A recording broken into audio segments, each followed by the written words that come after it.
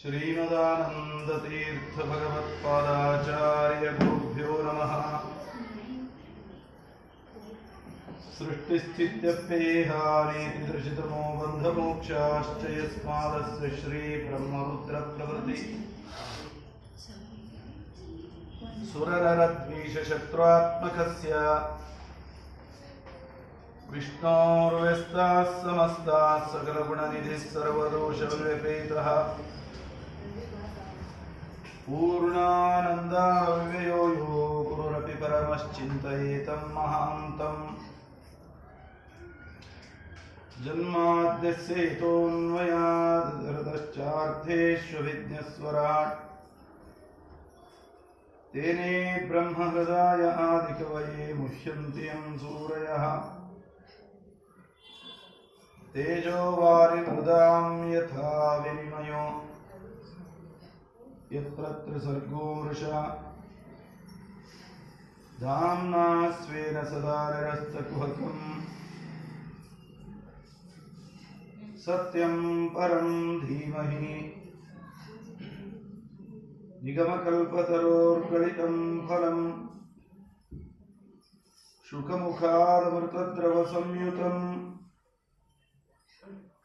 पिबत भागवतं रसमालयं मुहुरहो रसिकाः भुवि भावुकाः नारायणं नमस्कृत्य नरं चैव नरोत्तमं देवीं सरस्वतीं व्यासं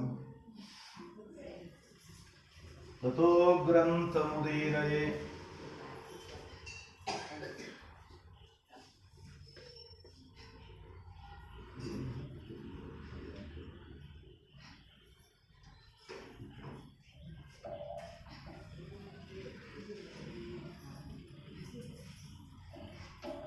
वाणिते करवाण्यंब चरणो हृदि सर्वदा मद्वाक्य सरणिर्भूयात् श्रीमदाचार्य भावगा।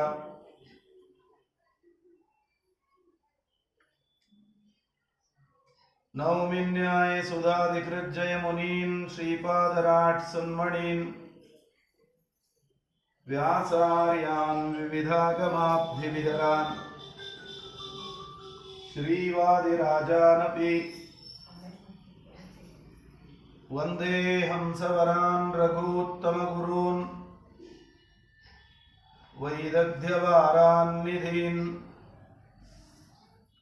श्रीसत्यव्रतराघवेन्द्रमुनिपान् सद्बोधसध्यानपान्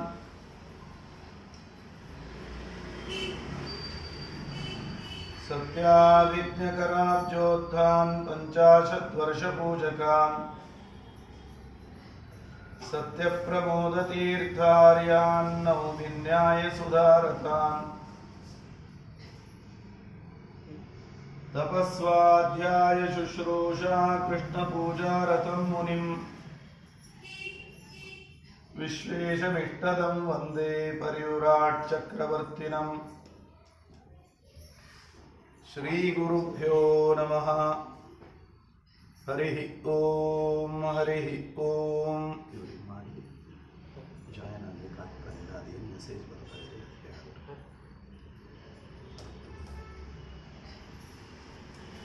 स्वस्तिस्तु सतामशेषसन्मङ्गलानि भवन्तु कथावक्तुश्च श्रोतॄणाम् सम्यक् श्लोकैकपठनश्रवणमात्रेण निखिलकलिकृतकर्मशापनोदरपटुतरे धर्मार्थिकलपुरुषार्थसाधनीभूते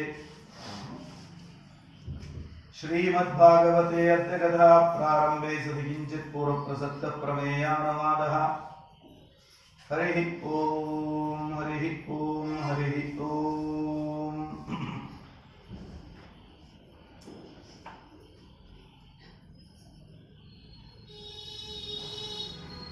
ವರಾಹ ಅವತಾರದ ಚರಿತ್ರೆಯನ್ನ ವರ್ಣನೆ ಮಾಡಿದ ಮೇಲೆ ಶುಕಾಚಾರ್ಯರು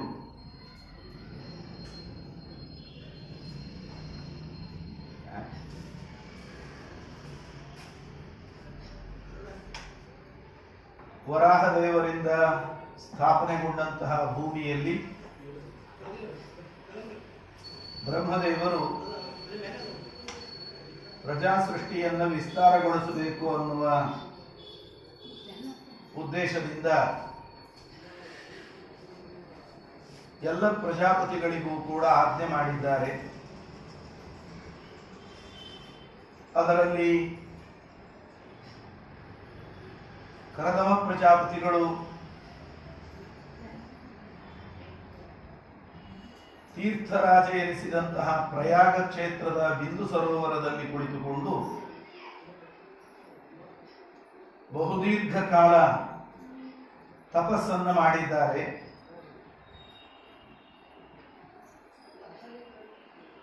ಪರಮಾತ್ಮ ಅವರಿಗೆ ದರ್ಶನವನ್ನು ನೀಡಿದಾಗ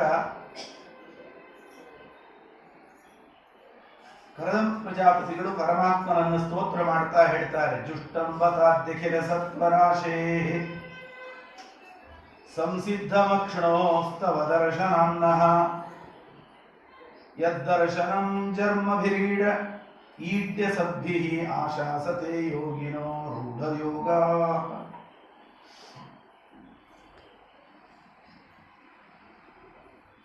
ಎಲ್ಲ ಸದ್ಗುಣಗಳ ರಾಶಿ ನೀನು.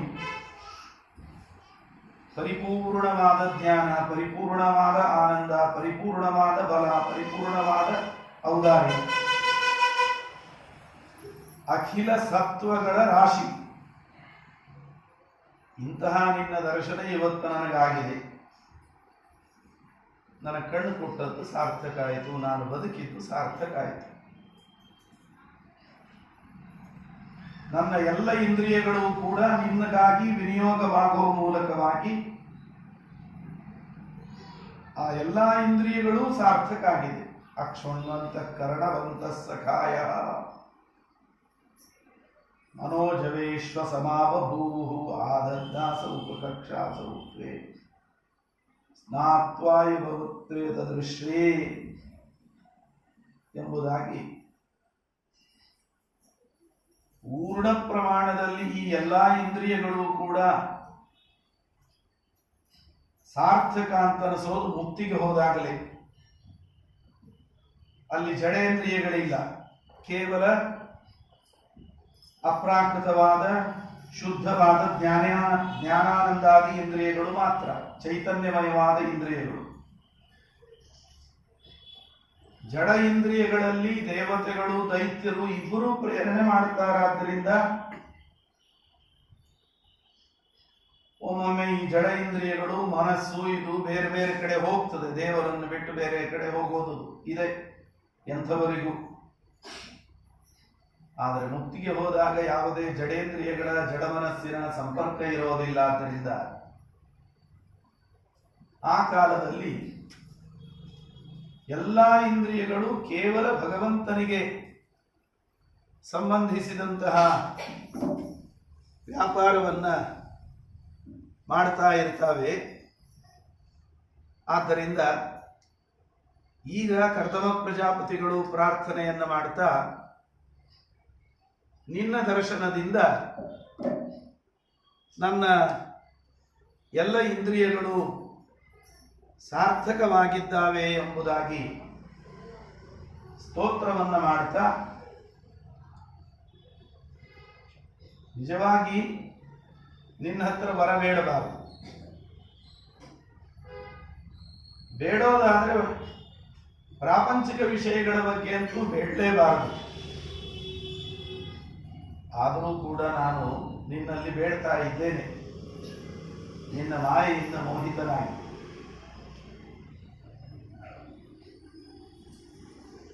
ಆದರೆ ಎಂಥದ್ದನ್ನು ಬೇಡ್ತೇನೆ ಅಂತಂದ್ರೆ, ಪಶು ಪಕ್ಷಿ ಪ್ರಾಣಿ ಜೀವನದಲ್ಲೂ ಯಾವುದು ಸುಲಭವಾಗಿ ಲಭ್ಯವಾಗಿದೆಯೋ ಅಂಥವುಗಳನ್ನು ನಾನು ಇಷ್ಟಪಡೋದಿಲ್ಲ ನಿನ್ನ ಹತ್ರ ಕೇಳಿ.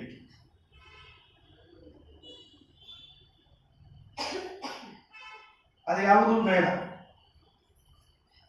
ಒಂದು ವರ ಕೇಳ್ತೇನೆ, ಏನು ಅಂದ್ರೆ ತಥಾಸ ಚಾಹಂ ಪರಿವೋಢು ಕಾಮಃ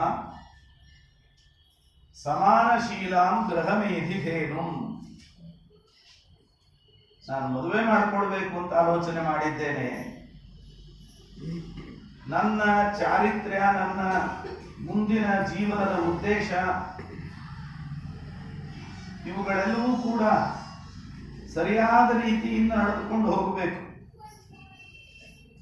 ಅದಕ್ಕೋಸ್ಕರ ಗೃಹಮೇಧಿಧೇನು,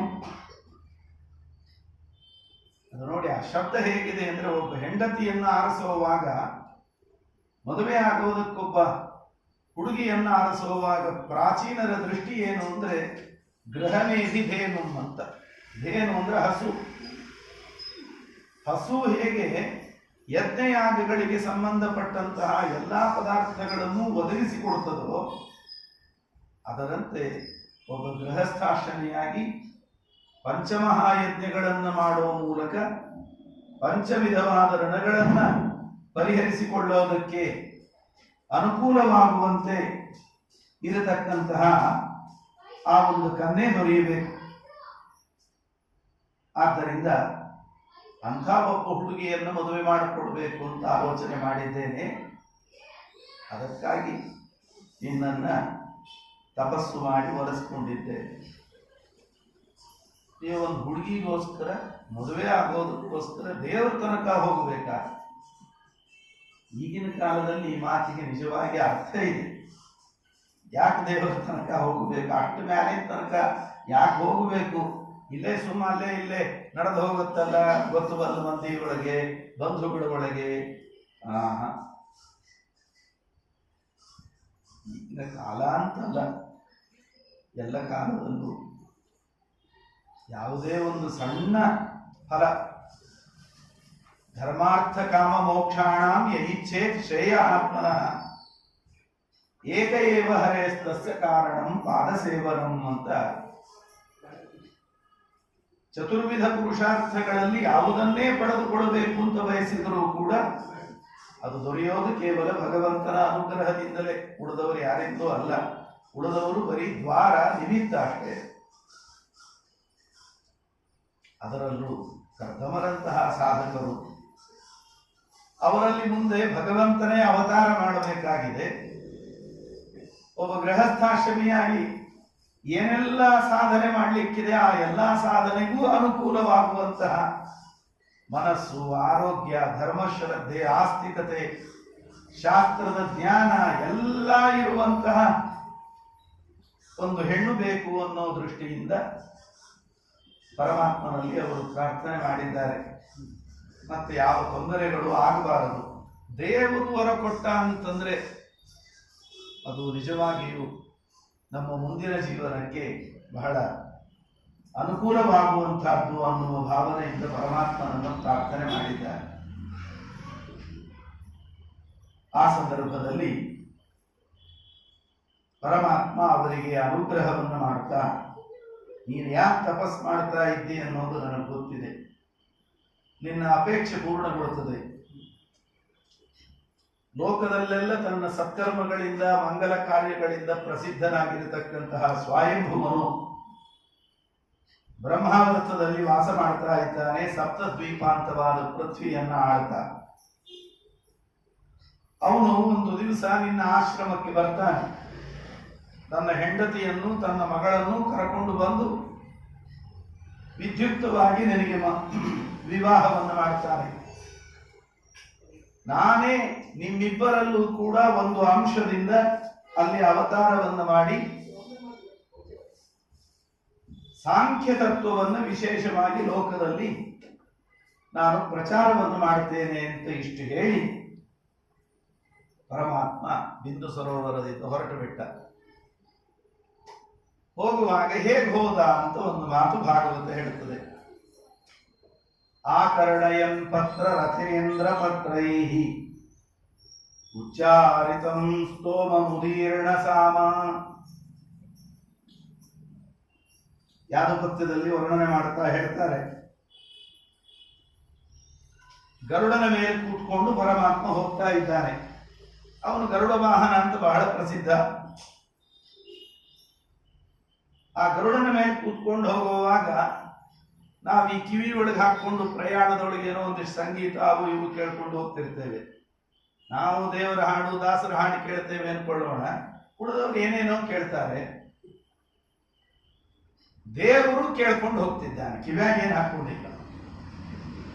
ಏನ್ ಕೇಳ್ತಾ ಇದ್ದಾನೆ? ಋಗ್ವೇದ, ಯಜುರ್ವೇದ, ಸಾಮವೇದ, ಅಥರ್ವವೇದ, ಇತಿಹಾಸ ಪುರಾಣಗಳು, ವಿಶೇಷವಾಗಿ ಸಾಮಗಾನ, ಅದು ಸಂಗೀತಬದ್ಧವಾದ ಗಾನ. ವೇದವೇ ಅವನನ್ನು ಹೊಗಳಲಿಕ್ಕೆ ನಿಂತದ್ದು. ಅದರ ಜೋಡಿ ಸಂಗೀತವನ್ನು ಸೇರ್ಕೊಂಡ್ಬಿಟ್ರೆ ಏನು ವೈಭವ ಇರಲಿಕ್ಕಿಲ್ಲ ಅದರೊಳಗೆ.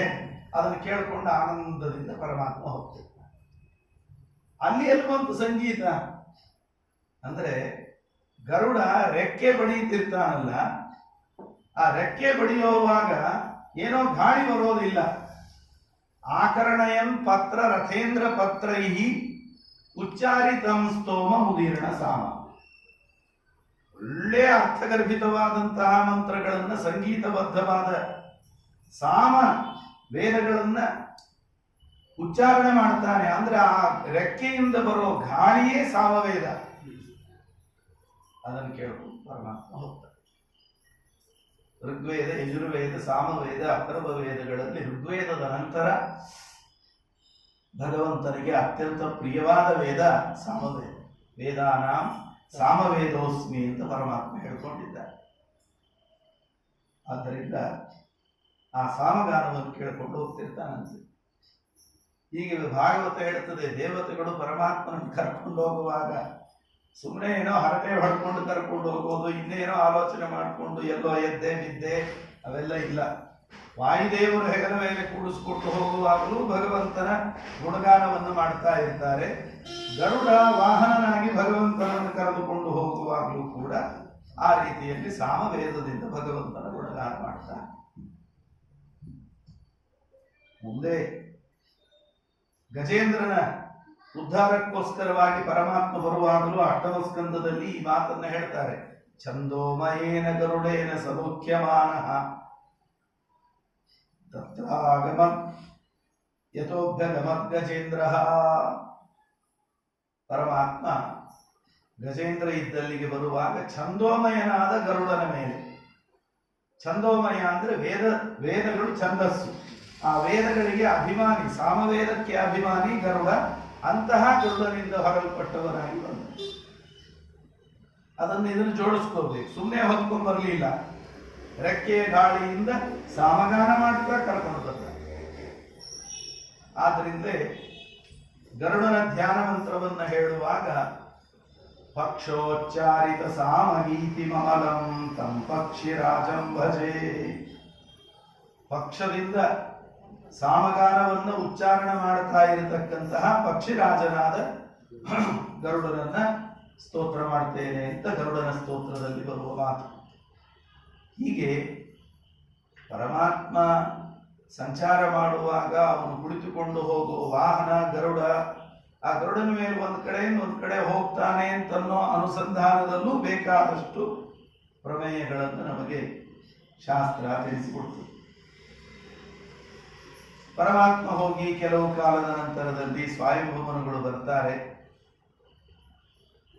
ಅವರು ಬಂದಾಗ ತನ್ನ ಶಿಷ್ಯರೊಂದಿಗೆ ಸ್ವಾಗತ ಮಾಡಿ ಅರ್ಘ್ಯಪಾದ್ಯಾದಿಗಳನ್ನು ಕೊಟ್ಟು ಆಸನ ಕೊಟ್ಟು ಕೂಡಿಸಿ ಕರ್ದಮ ಪ್ರಜಾಪತಿಗಳು ಕೇಳ್ತಾರೆ. ನೂನಂ ಸಂಕ್ರಮಣಂ ದೇವ ಸತಾಂ ಸಂರಕ್ಷಣಾಯತೆ ವಧಾಯ ಚಾಸತಾಂ ಯಸ್ತ್ವಂ ಹರೇಶ್ ಶಕ್ತಿರ್ಹಿ ಪಾಲಿನಿ.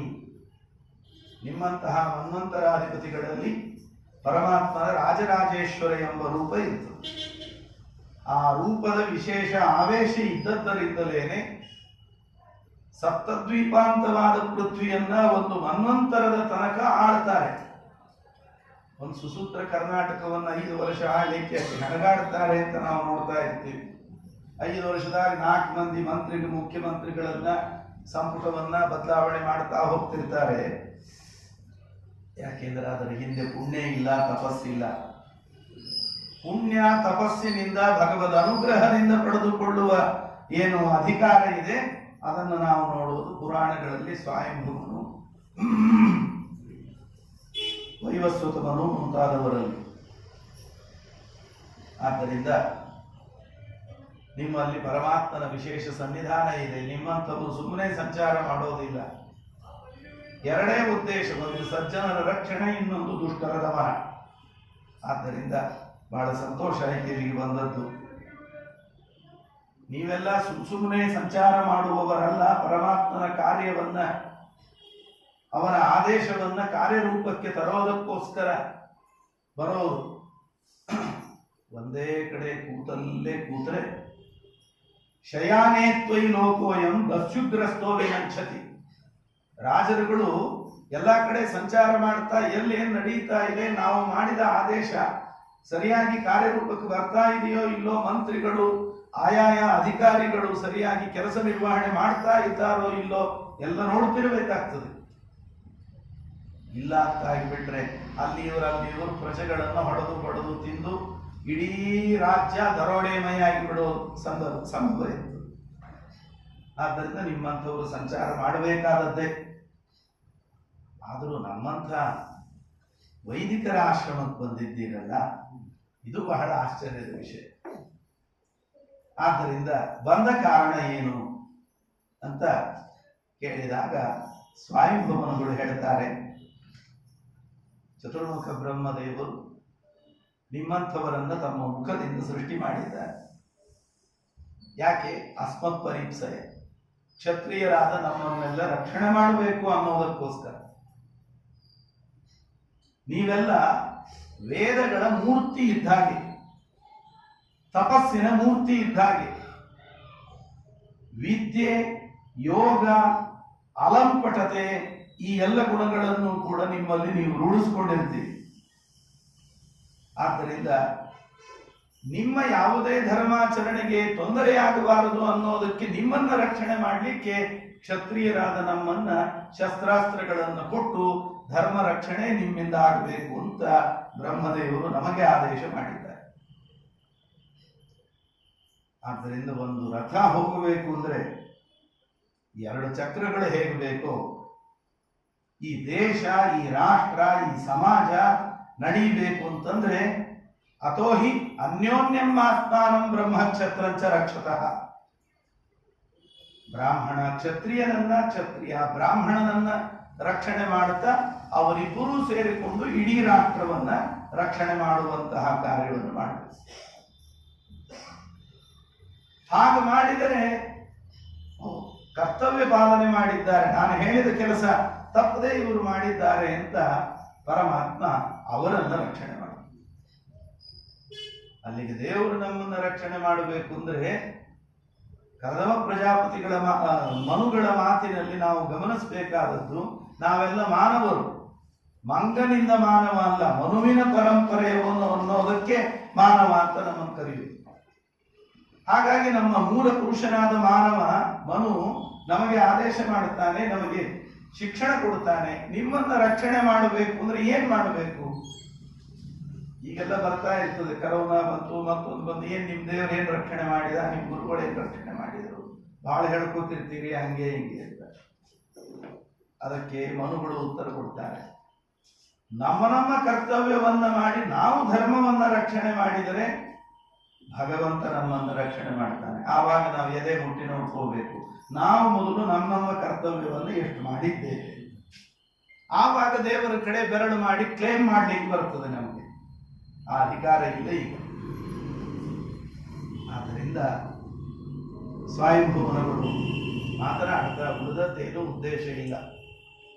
ನನ್ನ ಮಗಳು ದೇವಹೂತಿ ಪ್ರಿಯವೃತೋತ್ಥಾನ ಪದೋಹ ಸ್ವಸೇಯಂ ದುಹಿತಾ ಮಮ ಅನ್ವಿಚ್ಛಂತಿ ಪತಿಂ ಯುಕ್ತಂ ಮಯಶೀಲ ಗುಣಾದಿನಿ. ತನಗೊಳ್ಳೆ ಅನುರೂಪನಾದ ಬರಬೇಕು ಅಂತ ಅವಳು ಅಪೇಕ್ಷೆ ಪಟ್ಟಿದ್ದಾಳೆ. ಅನುರೂಪ ಅಂದ್ರೆ ಏನು? ಮಾನದಂಡ ಏನು? 1 ವರ್ಷಕ್ಕೆ 2 ಲಕ್ಷ ಪ್ಯಾಕೇಜು, 3 ಲಕ್ಷ ಪ್ಯಾಕೇಜು, ಇವೆಲ್ಲ ಈಗಿನ ಮಾನದಂಡಗಳು. ಅವ ಸಂಜೆ ಹೊತ್ತಿಗೆ ಎಲ್ಲಿ ಬಿದ್ದು ಬರ್ತಾನೆ, ಹೆಂಗ್ ಬರ್ತಾನ, ಸೀದಾ ನಡ್ಕೊಂಡು ಬರ್ತಾನೋ, ಜೋಲಿ ಹೊಡ್ಕೊಂಡು ಬರ್ತಾನೋ, ಇದು ಯಾವುದನ್ನು ನೋಡಂಗಿಲ್ಲ. ಏನ್ ಬೇಕಾದಿರಲಿ, ಬಂಗಲೆ, ಕಾರು, ಆಮೇಲೆ ಇಷ್ಟು ಪ್ಯಾಕೇಜು ಅಂತ. ಅದಕ್ಕೆ ಉಗ್ರವಾದಿಗಳು ದೇವರ ಅವತಾರ. ಕರ್ದಮ ಪ್ರಜಾಪತಿಗಳಲ್ಲಿ ದೇವಹೂತಿಯಲ್ಲಿ ದೇವರ ಅವತಾರ ಆಯಿತು.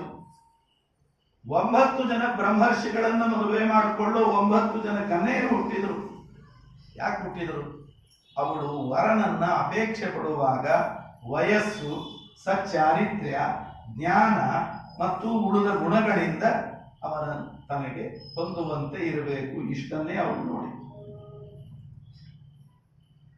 ನಾರದರ ಬಾಯಿಂದ ಅನೇಕರ ಬಗ್ಗೆ ಕೇಳ್ತಾ ಇದ್ದವಳು ನಿಮ್ಮ ವ್ಯಕ್ತಿತ್ವದ ಪರಿಚಯ ಯಾವಾಗ ಅವಳಿಗೆ ಆಯಿತೋ ಆವಾಗ ತ್ವಯ್ಯಾಸೀತ್ ಕೃತ ನಿಶ್ಚಯ, ನಿಮ್ಮನ್ನು ಮದುವೆ ಮಾಡಿಕೊಡ್ಬೇಕು ಅಂತ ಅನ್ನುವಂತಹ ಅಪೇಕ್ಷೆ ಅವಳಿಗಾಗಿದೆ. ಆದ್ದರಿಂದ ಅವಳನ್ನು ನೀವು ಕರ್ಕೊಂಡು ಬಂದಿದ್ದೇನೆ. ನೀವೊಂದ್ಸರ್ತಿ ನೋಡ್ರಿ, ನಿಮಗೆ ಇವಳು ಹೊಂದುತ್ತಾಳೆ ಅಂತ ಅನಿಸಿದ್ದೇ ಆದಲ್ಲಿ ಅವಶ್ಯವಾಗಿ ನನ್ನ ಮಗಳನ್ನ ನೀವು ಸ್ವೀಕಾರ ಮಾಡಬಹುದು ಅಂತ. ನೋಡಿ ಹೇಗಿದೆ, ಹೆಡ್ಡೆಗಳ ತಿಂದ್ಕೊಂಡು ತನ್ನ ಪಾಡಿಗೆ ತಾನು ಬದ್ದಿ ಪಂಜ ಉಟ್ಕೊಂಡು ಮಡಿ ಮೈಲಿಗೆ ಅನ್ಕೊಂಡು ಕಾಡಿನೊಳಗಿರುವಂತಹ ಬ್ರಾಹ್ಮಣ ಇವನಿದ್ದಾನೆ, ಮನ್ವಂತರಾಧಿಪತಿ. ಇವನಿಗೆ ಏನು ಕೊರತೆ ಇದೆ? ಯಾವ ಸಂಪತ್ತು, ಯಾವ ಅಧಿಕಾರಕ್ಕೆ ಕೊರತೆ ಇದೆ? ಅಂಥವನು ವಿನೀತನಾಗಿ ಕೈ ಮುಗಿದುಕೊಂಡು ಬೇಡಿ ನನ್ನ ಕನ್ಯೆಯನ್ನ ಸ್ವೀಕಾರ ಮಾಡ್ತೀರಾ ಅಂತ ಕರ್ದಮ ಪ್ರಜಾಪತಿಗಳ ಮುಂದೆ ಬಂದು ನಿಂತಿದ್ದಾನೆ.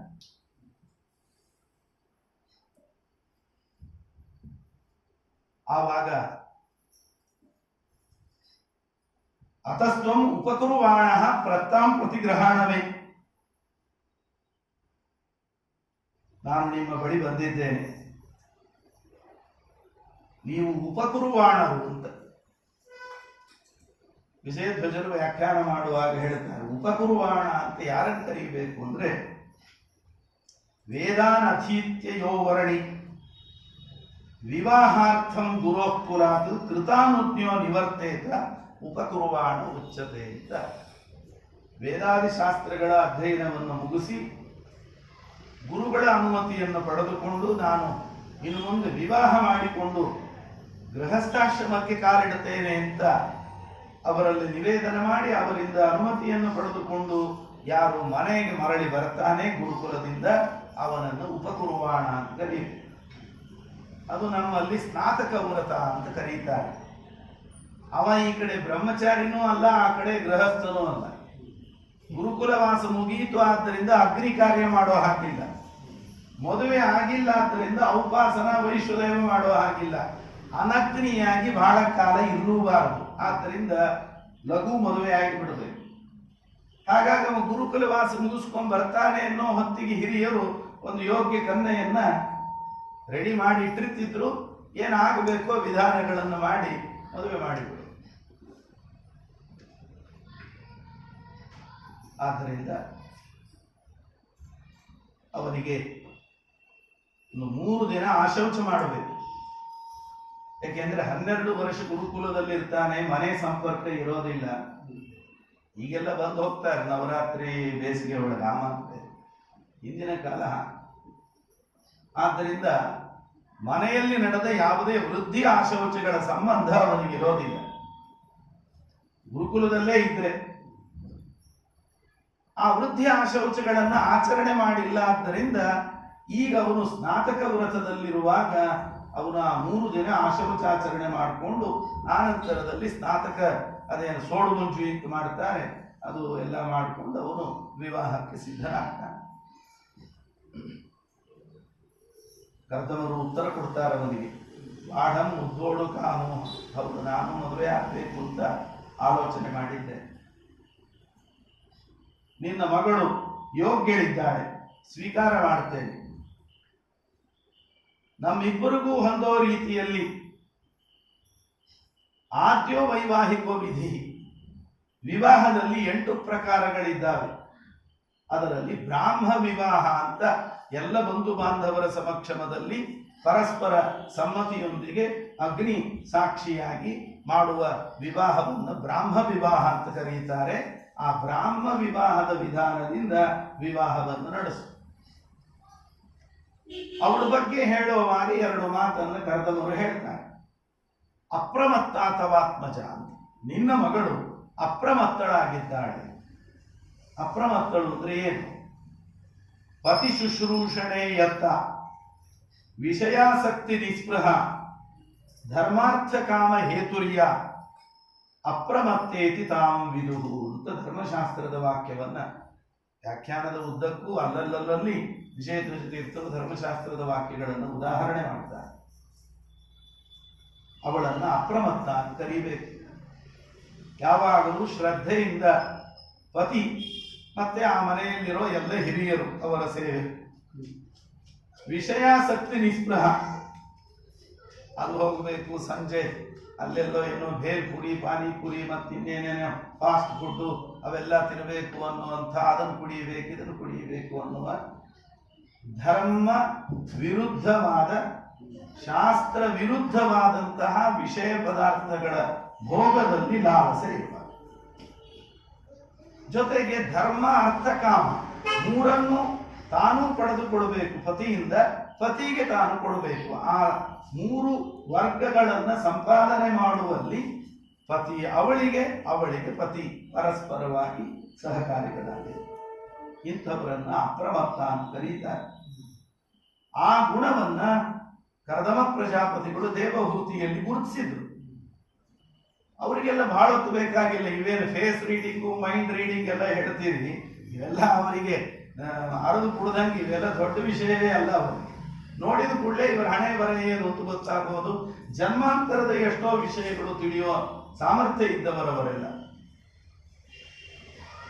ಅದರ ಜೊತೆಗೆ ಇನ್ನೊಂದು ಮಾತು ಹೇಳ್ತಾರೆ, ಏನು ಅಂದ್ರೆ, ನಿನ್ನ ಮಗಳಲ್ಲಿ ಅದ್ಭುತವಾದ ಸೌಂದರ್ಯ ಇದೆ.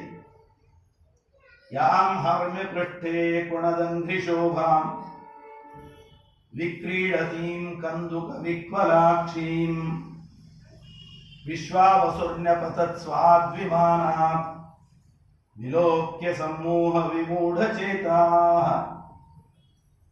ಒಮ್ಮೆ ಇವಳು ತಲೆ ಸ್ನಾನ ಮಾಡಿ ಉಪ್ಪರಿಗೆಯಲ್ಲಿ ನಿಂತುಕೊಂಡು ತಲೆ ಒರೆಸ್ಕೋತಾ ಇರುವಾಗ ಆಕಾಶ ಮಾರ್ಗದಲ್ಲಿ ವಿಶ್ವಾವಸು ಎಂಬ ಗಂಧರ್ವ ಹೋಗ್ತಾ ಇದ್ದ. ಅವನು ಇವಳ ತೇಜಸ್ಸು, ಕಾಂತಿ ಇದನ್ನು ನೋಡಿ ದಾಟ್ಲಿಕ್ಕಾಗದೇನೆ ವಿಮಾನದಿಂದ ಕೆಳಗೆ ಉರುಳಿ ಬಿದ್ದುಬಿಟ್ಟ.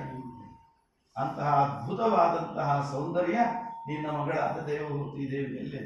ಹಂಗಾರೆ ಸೌಂದರ್ಯಕ್ಕೆ ಮರಳಾಗಿ ಬ್ರಾಹ್ಮಣ ಮದುವೆ ಆದ್ನೇನು ಅಂದ್ರೆ, ಆಚಾರ್ಯರೊಂದು ಮಾತು ಹೇಳ್ತಾರೆ, ದೇವತಾ ಸ್ತ್ರೀಯರಲ್ಲಿ ಇದು ಹೆಚ್ಚು ಅನ್ವಯವಾಗುವುದು. ಅಂಥ ಯೋಗ್ಯತೆ ಇರತಕ್ಕ ಋಷಿ ಸ್ತ್ರೀಯರಲ್ಲೂ ಈ ಮಾತು ಅನ್ವಯ ಆಗ್ತದೆ. ಏನು ಅಂದ್ರೆ, ಯತ್ರ ರೂಪಂ ಗುಣಾಸ್ತತ್ರ ಭಕ್ತ್ಯಾಧ್ಯಾಯಿತಿ ನಿಶ್ಚಿತಾ ಅಂತ. ದೇವತಾ ಸ್ತ್ರೀಯರಲ್ಲೂ, ಉತ್ತಮ ಋಷಿ ಸ್ತ್ರೀಯರಲ್ಲೂ ಹೊರಗಿನ ಬಾಹ್ಯ ಸೌಂದರ್ಯ, ಬಾಹ್ಯ ರೂಪವನ್ನು ನೋಡಿ ಅವರಿಗೆ ಒಳಗಡೆ ಜ್ಞಾನ ಭಕ್ತಿಯಾದಿ ಗುಣಗಳು ಇದೆ ಅಂತ. ಅದೇ ಮಾನದಂಡ. ಇದನ್ನು ಮನುಷ್ಯ ಸ್ತ್ರೀಯರೆಲ್ಲ ಅನ್ವಯ ಮಾಡ್ಲಿಕ್ಕೆ ಬರಂಗಿಲ್ಲ. ಮತ್ತೆ ಹೊರಗಿನ ರೂಪ ನೋಡಿ ಅವರಲ್ಲಿ ಜ್ಞಾನ ಭಕ್ತಿ ವೈರಾಗ್ಯಾದಿ ಗುಣಗಳನ್ನು ನಾವು ಅಳಿಲಿಕ್ಕೆ ಬರುವುದಿಲ್ಲ, ಅಳಿಬಾರದು, ಅಳಿದ್ರೆ ಫೇಲ್ ಆಗ್ತದೆ. ಆದ್ದರಿಂದ ಇದು ಉತ್ತಮ ಋಷಿ ಸ್ತ್ರೀಯರಿಗೆ, ದೇವತಾ ಸ್ತ್ರೀಯರಿಗೆ ಅನ್ವಯವಾಗುವ ಮಾತಾದ್ದರಿಂದ ಅವಳ ವಾಕ್ಯ ಸೌಂದರ್ಯದಿಂದ ಅವಳ ಒಳಗಿರುವಂತಹ ಜ್ಞಾನ ಭಕ್ತಿ ವೈರಾಗ್ಯಾದಿ ಗುಣಗಳನ್ನ ಕರ್ದಮ ಪ್ರಜಾಪತಿಗಳು ಅಳದಿದ್ದಾರೆ. ಆದರೆ ಒಂದು ಕಂಡೀಷನ್ ಏನು, ಇವಳಲ್ಲಿ ಸಂತಾನ ಆಗೋ ತನಕ ನಾನು ಸಂಸಾರದಲ್ಲಿ, ಸಂತಾನ ಆಗಿ ಆ ಮಗು ಸಂಸಾರ ನೋಡ್ಕೊಳ್ತದೆ ಅಂತ ಆದ್ಮೇಲೆ ನಾನು ಡಿಟ್ಯಾಚ್ ಆಗಿ ಇನ್ನೂ ಹೆಚ್ಚು ಭಗವತ್ ಪ್ರಿಯವಾದ ಸಾಧನೆಗಳನ್ನು ಮಾಡಬೇಕು. ಅದಕ್ಕೋಸ್ಕರ ಸನ್ಯಾಸ ಸ್ವೀಕಾರ ಮಾಡಿಕೊಂಡು ಇನ್ನೂ ಹೆಚ್ಚಿನ ಸಾಧನೆ ನಾನು ಮಾಡ್ತೇನೆ. ಮೊದಲೇ ನಂದೇನು ಇದೆ ನಿಯಮ ಅದನ್ನು ಹೇಳಿಬಿಟ್ಟಿದ್ದೀನಿ. ಆಮೇಲೆ ಯಾವ ತಕರಾರು ಆಗೋದು ಬೇಡ, ಒಪ್ಪಿಗೆ ಇದ್ರೆ ಮದುವೆ ಆಗಬಹುದು ಅಂತ ಏನೂ ಮುಚ್ಚಿಡದೇನೆ ಸಂಸಾರದ ಬಗ್ಗೆ ತನ್ನ ನಿಲುವೇನಿದೆ, ಸಂಸಾರದ ಉದ್ದೇಶ ಏನು, ಇದನ್ನೆಲ್ಲವನ್ನ ಕರ್ದಮ ಪ್ರಜಾಪತಿಗಳು ತುಂಬಾ ಸ್ಪಷ್ಟವಾಗಿ ಹೇಳಿದರು. ದೇವಹೂತಿ ಅದೆಲ್ಲದಕ್ಕೂ ಒಪ್ಪಿಗೆ ಕೊಟ್ಟಿದ್ದಾರೆ. ಆ ಸಂದರ್ಭದಲ್ಲಿ ಧಿಯೋಪಗೃಹ್ಣನ್ ಸ್ಮಿತಶೋಭಿತೇನ ಮುಖೇನ ಚೇತೋನುರುಭೇ ದೇವಹೂತ್ಯಾ ಹೇಳ್ತಾರೆ. ಈ ಕರ್ದಮ ಪ್ರಜಾಪತಿಗಳು ಹೆಣ್ಣು ನೋಡ್ಲಿಕ್ಕೆ ಹೋಗುವ ಮುಂದೆ ಚಂದಾಗಿ ತಲೆ ಬಾಚ್ಕೊಂಡು ಚಲೋ ಡ್ರೆಸ್ ಹಾಕೊಂಡು ಹೋಗುವುದು ಇತ್ಯಾದಿಗಳೆಲ್ಲ ಇರ್ತಾವೆ. ಹಿಂದ ಹೆಣ್ಣು ನೋಡ್ಲಿಕ್ಕೆ ಹೆಣ್ಣಿನ ಮನೆಗೆ ಹೋಗ್ತಿದ್ರು, ಈಗ ತೋರಿಸ್ಲಿಕ್ಕೆ ಅಂತ ಬರ್ತಾರೆ. ಪಾಪ ಯಾರೋ ಆಚಾರ್ಯ ಹಳೆ ಕಾಲದೊಳಗೆ ಕನ್ಯಾ ತೋರಿಸ್ಲಿಕ್ಕೆ ಬರ್ತೀವಿ ಅಂತ ಹೇಳಿದ್ರು. ಅವ್ರು ಕರ್ಕೊಂಬರು ಹೊತ್ತಿಗೆ ಆಚಾರ ಒಂದು ಲಾಂಡ್ ಪಂಜ ಉಟ್ಕೊಂಡು ಲಕ ಲಕ ಲಕ ಲಕ ತೆರಿಗೋಡಿಸ್ಕೊಂಡು ಅಂಗಳದಾಗೇನೋ ಪಾರಾಯಣ ಮಾಡ್ಕೊತ ನಿಂತಿದ್ರು. ಅವ್ರು ಅಲ್ಲಿಂದೇ ವಾಪಸ್ ಹೋಗಿ ಉಸಾವರೇ ಬೇಡಪ್ಪ ಅಂದ್ರೆ ಯಾವುದು ಬೇಡ ಅಂತ ಅರ್ಥ ಅಲ್ಲ. ಯಾವ್ಯಾವ ಸಂದರ್ಭದಲ್ಲಿ ಹೇಗಿರ್ಬೇಕು ಅದಕ್ಕೊಂದು ಲೋಕ ರೂಢಿ ಅಂತ ಒಂದು ಉಂಟು. ಯಾಕೆಂದ್ರೆ ಒಬ್ಬ ಕವಿ ಹಾಸ್ಯ ಮಾಡ್ತಾನೆ, ಕಿಂ ವಾಸ ಸೇತ್ಯತ್ರ ವಿಚಾರಣೀಯಂ ವಾಸ ಪ್ರಧಾನಂ ಖಲು ಯೋಗ್ಯತಾಯ. ಅಲ್ರಿ ನಮ್ ಬಟ್ಟಿ ನಮ್ ಅಕ್ಷಂತಿ ಅಂಗಾರ ಹೆಂಗಿದ್ರೇನು ಅದು ತಗೊಂಡೇನ್ ಮಾಡ್ತೀರಿ? ಅವೆಲ್ಲ ಅನ್ಬೇಡ್ರಿ. ನಿಮ್ಮ ವಸ್ತ್ರ, ನಿಮ್ಮ ವೇಷಭೂಷಣ, ನಿಮ್ ಡ್ರೆಸ್ ಕೋಡ್, ಇದರಿಂದ ನಿಮ್ಮ ಯೋಗ್ಯತೆಯನ್ನು ಅಳಿತಾರೆ. ಬರೇ ಒಳಗೆ ವಿದ್ಯೆ ಇದ್ರೆ ಸಾಲುವುದಿಲ್ಲ. ಹೊರಗಿನ ವೇಷಭೂಷಣಗಳು ಚೆನ್ನಾಗಿರ್ಬೇಕು, ಶಿಸ್ತಿರ್ಬೇಕು, ಅಡ್ಡಾದಿಡ್ಡಿ ಇರಬಾರ್ದು. ಅದ್ಯಾರು ಅವಧೂತರು ಇರ್ತಾರೆ, ನಾವೇನು ಅವಧೂತರೇ? ಅದಕ್ಕೆ ಅವನು ಹೇಳ್ತಾನೆ, ಪೀತಾಂಬರಂ ವೀಕ್ಷ ದದೌ ಸ್ವಕನ್ಯಾಂ ದಿಗಂಬರಂ ವೀಕ್ಷ ವಿಷಂ ಸಮುದ್ರ. ಆ ವಿಷ್ಣು ನೋಡ್ರಿ ಹೆಂಗೆ ಚಲೋ ಠಾಕ್ ಠೀಕ್ ಮ್ಯಾಲೆ ಕೆಳಗೇನು ರೇಷ್ಮೆ ಹಳದಿ ಮಡಿ ಉಟ್ಕೊಂಡು ಮ್ಯಾಲೆ ಆಭರಣಗಳೇನು ಕಿರೀಟ ಏನು ಎಷ್ಟು ಅದನ್ನು ನೋಡಿದ ಸಮುದ್ರ ರಾಜನಾದ ವರುಣ ತನ್ನ ಮಗಳಾದ ಲಕ್ಷ್ಮಿಯನ್ನೇ ಮದುವೆ ಮಾಡಿದ್ರು. ರುದ್ರದೇವರು, ಇದು ಕವಿಯ ಹಾಸ್ಯ ಮತ್ತೆ ಸೀರಿಯಸ್ ಆಗಿ ತಗೋಬೇಡ್ರಿ. ರುದ್ರದೇವರು ದಿಗಂಬರರು, ಅವರಿಗೆ ವಿಷ ಕೊಟ್ಟು. ಯಾಕೆ ಸಮುದ್ರ ಮಂಥನದಲ್ಲಿ ಮೊದಲು ವಿಷ ಬಂತಲ್ಲ, ವಿಷ. ಆದ್ದರಿಂದ ವಸ್ತ್ರ, ನಿಮ್ಮ ಅಲಂಕಾರ ಏನಿದೆ ಅದು ಹೆಣ್ಣಿರ್ಲಿ ಗಂಡಿರ್ಲಿ ಈ ರೂಪ ತಿದ್ಕೊಂಡಿರ್ಬೇಕು ಅಂತ ಹಳೆ ಕಾಲದಲ್ಲಿ ಹೇಳೋದು ಚಂದ.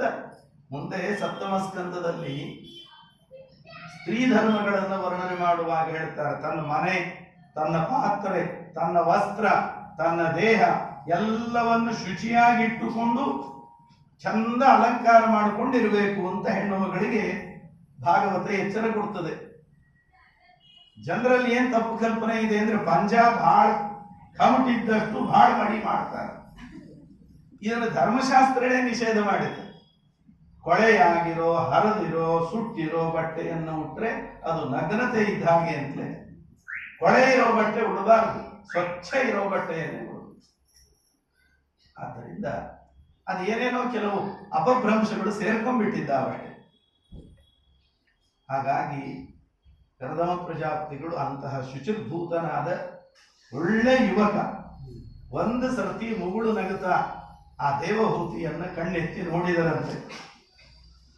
ಬಹುಶಃ ಅವಳ ಮುಖದಲ್ಲಿರೋ ಸೌಂದರ್ಯವನ್ನೆಲ್ಲ ತನ್ನ ದೃಷ್ಟಿ ಎಂಬ ಪಾತ್ರೆಯ ಮೂಲಕ ಹೀರ್ತಾರೋ ಅನ್ನುವಂತೆ ಇತ್ತು.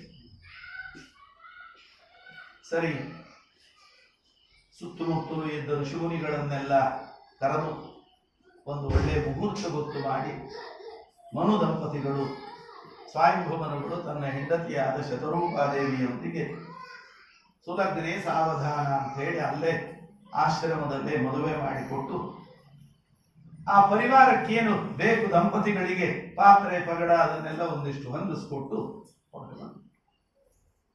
ನೋಡಿ ಹೇಗಿದೆ, ಮನ್ವಂತರಾಧಿಪತಿಯಾಗಿ ಈ ಲಗ್ನದೊಳಗೆ ಆಕೆ ಅಣ್ಣಂದ್ರು ಪ್ರಿಯವ್ರತ, ಉತ್ತಾನಪಾದ, ಉಳಿದಿಬ್ರು ಅಕ್ಕಂದ್ರು, ಅವರ ಪರಿವಾರ ಯಾರು ಬಂದು ಉಲ್ಲೇಖನೂ ಇಲ್ಲ.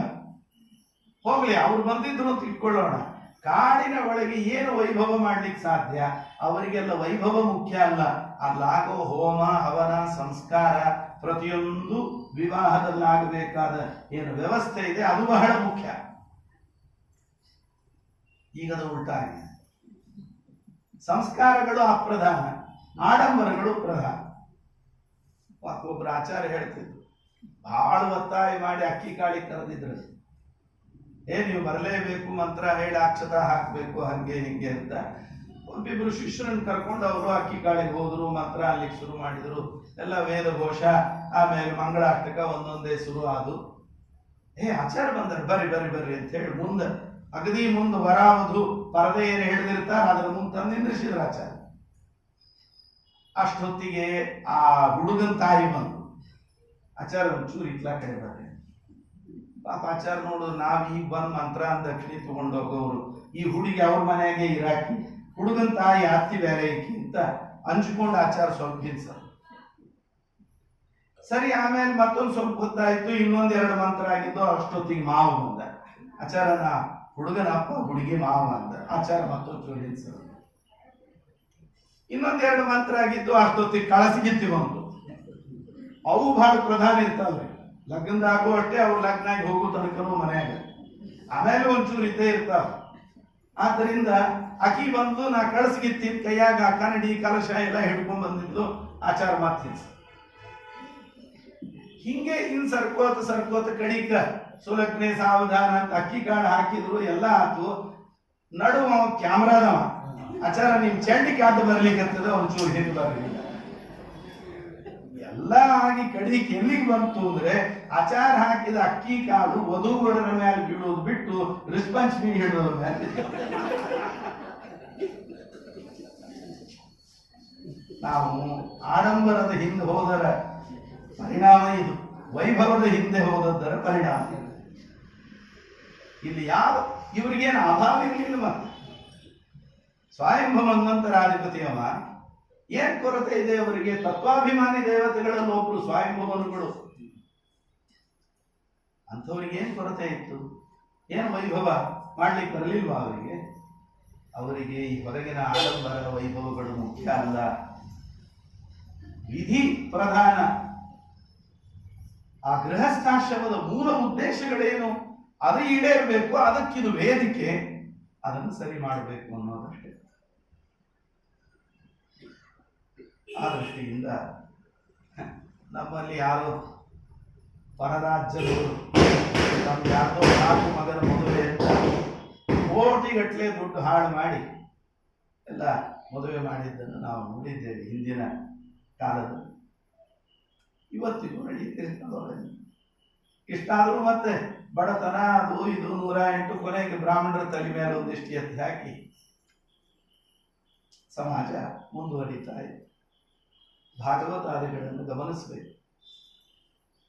ಸರಳ ವಿವಾಹಕ್ಕೆ ಅದು ಎಷ್ಟು ಒತ್ತು ಕೊಟ್ಟಿದೆ. ಇವತ್ತಿಗೂ ಕೂಡ ವೈವಾಹಿಕ ವಿಚಾರದಲ್ಲಿ ಅತ್ಯಂತ ಸರಳತನವನ್ನು ನಮಗೆ ಬೋಧನೆ ಮಾಡಿಕೊಟ್ಟದ್ದು ರಾಮಾಯಣ, ಮಹಾಭಾರತ, ಭಾಗವತ. ನಾವು ಆಮೇಲೆ ಒಂದೊಂದೇ ಅದಕ್ಕೆ ವೈಭವಗಳನ್ನ, ದುಂದು ವೆಚ್ಚವನ್ನ ಎಲ್ಲವನ್ನೂ ಸೇರಿಸ್ಕೊಳ್ತಾ ಹೋಗಿ ಅದೇ ವಿವಾಹ ಅವತ್ತು ನಡೆಯುತ್ತಿತ್ತು, ಇವತ್ತು ನಡೆಯುತ್ತದೆ. ಮನೆ ಮುಂದೆ ಓಣಿ ಮಂದಿ ಎಲ್ಲ ಸಹಕಾರ ಮಾಡಿ ವಿವಾಹ ಮನೆಯೊಳಗೆ ನಡೆಯುತ್ತದೆ. ಎಸಿ ಕಲ್ಯಾಣ ಮಂಟಪದೊಳಗೆ 1.5-2 ಲಕ್ಷ ರೂಪಾಯಿ ಒಂದು ದಿವಸ ಕೊಟ್ಟು ಮಕ್ಕಳು ಮದುವೆ ಮಾಡಿದ್ರೇನೆ ಅದು ಮದುವೆ ಅನ್ನೋ ಮಟ್ಟಕ್ಕೆ ಬಂದಿದ್ದೀವಿ. ಎಲ್ಲ ಆಚಾರ ಹಿಡ್ಕೊಂಡು ಹೇಳ್ತೇವೆ ನಮ್ಮನೆ. ಯಾಕಂದ್ರೆ ನಾವು ಬೆಳೆಸೋ ಸಂಬಂಧಗಳು ಹಾಗಿದ್ರೆ ಏನ್ ಮಾಡ್ಲಿಕ್ಕೆ ಬರೋದಿಲ್ಲ. ಆ ದೃಷ್ಟಿಯಿಂದ ಮನುಗಳ ಈ ಜೀವನ ಚರಿತ್ರೆ, ಅವರು ಇಡುವ ಒಂದೊಂದು ಹೆಜ್ಜೆಯೂ ಕೂಡ ನಮಗೆ ಎಚ್ಚರವನ್ನು. ಹಾಗೆ ಅಂತ ನಾವು ಪೂರ್ಣ ಹಿಂದಕ್ಕೆ ಹೋಗ್ಲಿಕ್ಕೆ ಆಗೋದಿಲ್ಲ, ಅತಿ ಮುಂದಕ್ಕೂ ಹೋಗಬಾರದು. ಒಂದು ಮಧ್ಯಮ ಸ್ತರವನ್ನು ನಾವು ಆಯ್ದುಕೊಂಡು, ಇದು ವೈದಿಕರ ವಿವಾಹ, ಇಲ್ಲಿ ಸಂಸ್ಕಾರಕ್ಕೆ ಪ್ರಾಧಾನ್ಯ ಇರ್ತದೆ ಅಂತ ಅದನ್ನು ನೋಡಬೇಕು ಅಂತ ಬಯಸಿ ಬಂದವರಿಗೆ ಇನ್ನೆಲ್ಲೂ ಸಿಗೋದಿಲ್ಲ ನೋಡ್ಲಿಕ್ಕೆ. ಇಲ್ಲಿ ನೋಡೋಣ ಅಂತ ಬಂದವರಿಗೆ ನಿರಾಶೆ ಆಗಬಾರದು. ಅಷ್ಟಾದರೂ ಕಾಯ್ದುಕೊಳ್ಳುವ ಪ್ರಯತ್ನ. ಅವರಿಬ್ರು ಹೊರಟೋದು. ಹೋದ ಮೇಲೆ ಸಾಧಿ ಪತಿಬಿಂಬ ಗೋವಿದ ಪತಿಂ ಪರ್ಯಚರತ್ ಪ್ರೇಮಣ ಭವಾನೀವ ಭವಂ ಪ್ರಭುಂ ಅಂತ ಪತಿಯ ಸೇವೆಗೆ ಯಾವ ಕಾಲದಲ್ಲಿ ನೋಡಿದರೂ ಮೊಟ್ಟ ಮೊದಲ ಹೆಸರು ಬರೋದು ಪಾರ್ವತಿ, ಗೌರಿಯ. ಗೌರಿ ಹೇಗೆ ರುದ್ರದೇವರ ಸೇವೆಯನ್ನು ಮಾಡ್ತಾಳೋ ಆ ರೀತಿಯಲ್ಲಿ ದೇವಹೂತಿ ದೇವಿ ಪ್ರಥಮ ಪ್ರಜಾಪತಿಯ ಸೇವೆಯನ್ನು ಮಾಡ್ತಾ ಇದ್ದಾರೆ.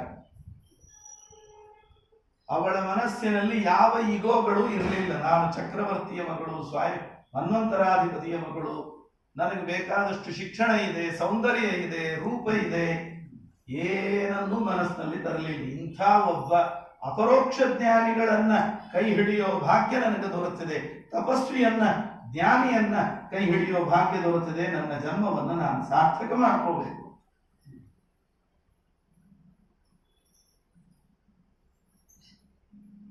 ಹಾಗೆ ಯಾವಾಗಲೂ ಸೇವೆ ಮಾಡಿ, ಮದುವೆಗಿಂತ ಮುಂಚೆ ತಪಸ್ಸು, ಮದುವೆಗಿಂತ ಮುಂಚೆನೆ ಭಗವಂತನ ಸಾಕ್ಷಾತ್ಕಾರ ಪಡೆದಿದ್ದಾರೆ. ಮದುವೆ ಆದ್ಮೇಲೆ ಮತ್ತೆ ನನಗೊಂದು ಮದುವೆ ಆಗಿದೆ, ಹೆಂಡತಿ ಇದ್ದಾಳೆ ಅನ್ನೋದು ಮರತಂಗೆ ತಪಸ್ಸಿನಲ್ಲಿ ಮುಳುಗಿಬಿಟ್ರು.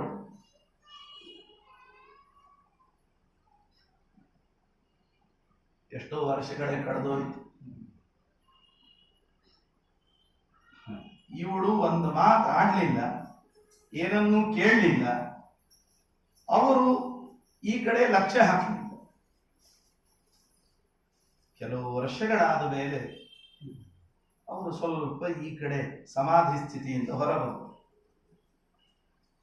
ದಿನ ಬಳೆ ತೊಟ್ಕೊಂಡಿರೋ 2 ಕೈಗಳೇನೋ ತಂದಿಡ್ತಾ ಇತ್ತು. ನಾನು ತಿಂತಾ ಇದ್ದೆ.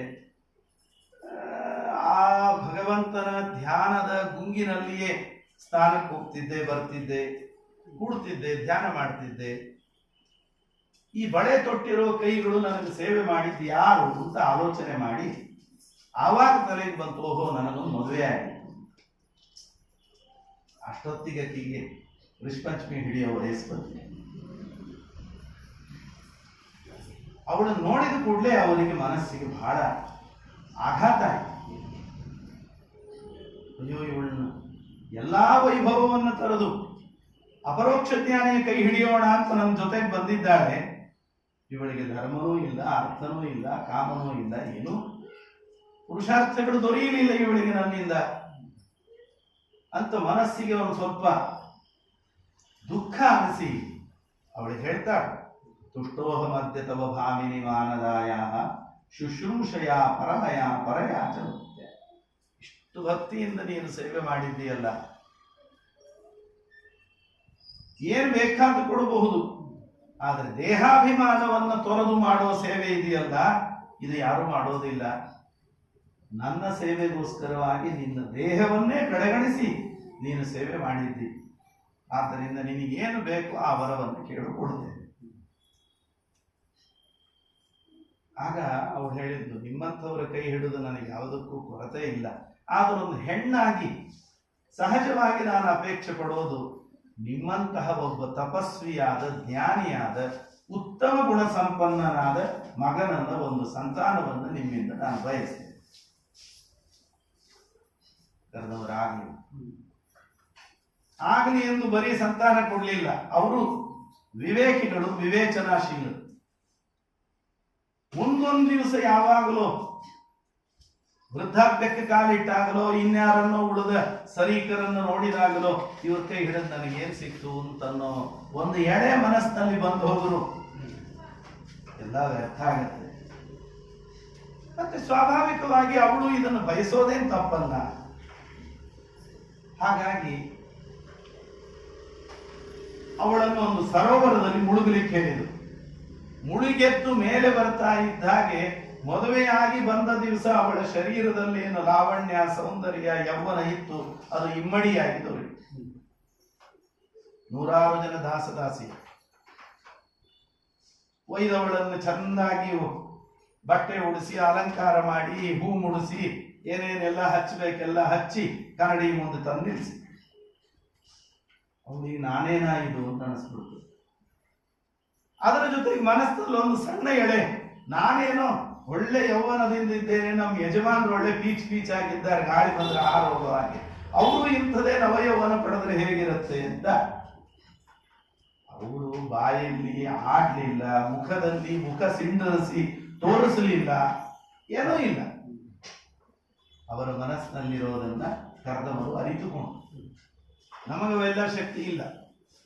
ಇನ್ನೊಬ್ಬರ ಮನಸ್ಸಿನಲ್ಲಿ ಏನು ಆಲೋಚನೆ ಇರ್ತದೆ, ಆಚಾರ್ಯ ಇವತ್ತು 8:15 ಮುಗಿಸ್ತಾರ, 8:45 9 ಅಂತ ನೀವೇನೋ ಮನಸ್ಸಿನಲ್ಲಿ ಆಲೋಚನೆ ಮಾಡ್ತಿದ್ರೆ ನಮಗದು ಗೊತ್ತಾಗಲ್ಲ. ಬಹಳ ಗಡಿಯಾರದ ಕಡೆ ನೋಡಿದಾಗ ಓಹೋ ಟೈಮ್ ಆಯ್ತು ಕಾಣಿಸ್ತದೆ ಅಂತ ನಾವು ನೋಡ್ತೇವೆ. ಅದು ಅಪರೋಕ್ಷ ಜ್ಞಾನಿಗಳಿಗೆ ದೊರೆಯುವಂತಹ 27 ವಿಧವಾದ ಸಿದ್ಧಿಯಲ್ಲಿ ಪರಚಿತ್ತಾದ್ಯಭಿಜ್ಞಾನ, ಇನ್ನೊಬ್ಬರ ಮನಸ್ಸಿನಲ್ಲಿ ಏನಿದೆ ಅನ್ನೋದನ್ನ ತಿಳಿದುಕೊಳ್ಳುವ ಶಕ್ತಿಯೂ ಕೂಡ ಒಂದು ಅಪರೋಕ್ಷ ಜ್ಞಾನಿಗಳಿಗೆ.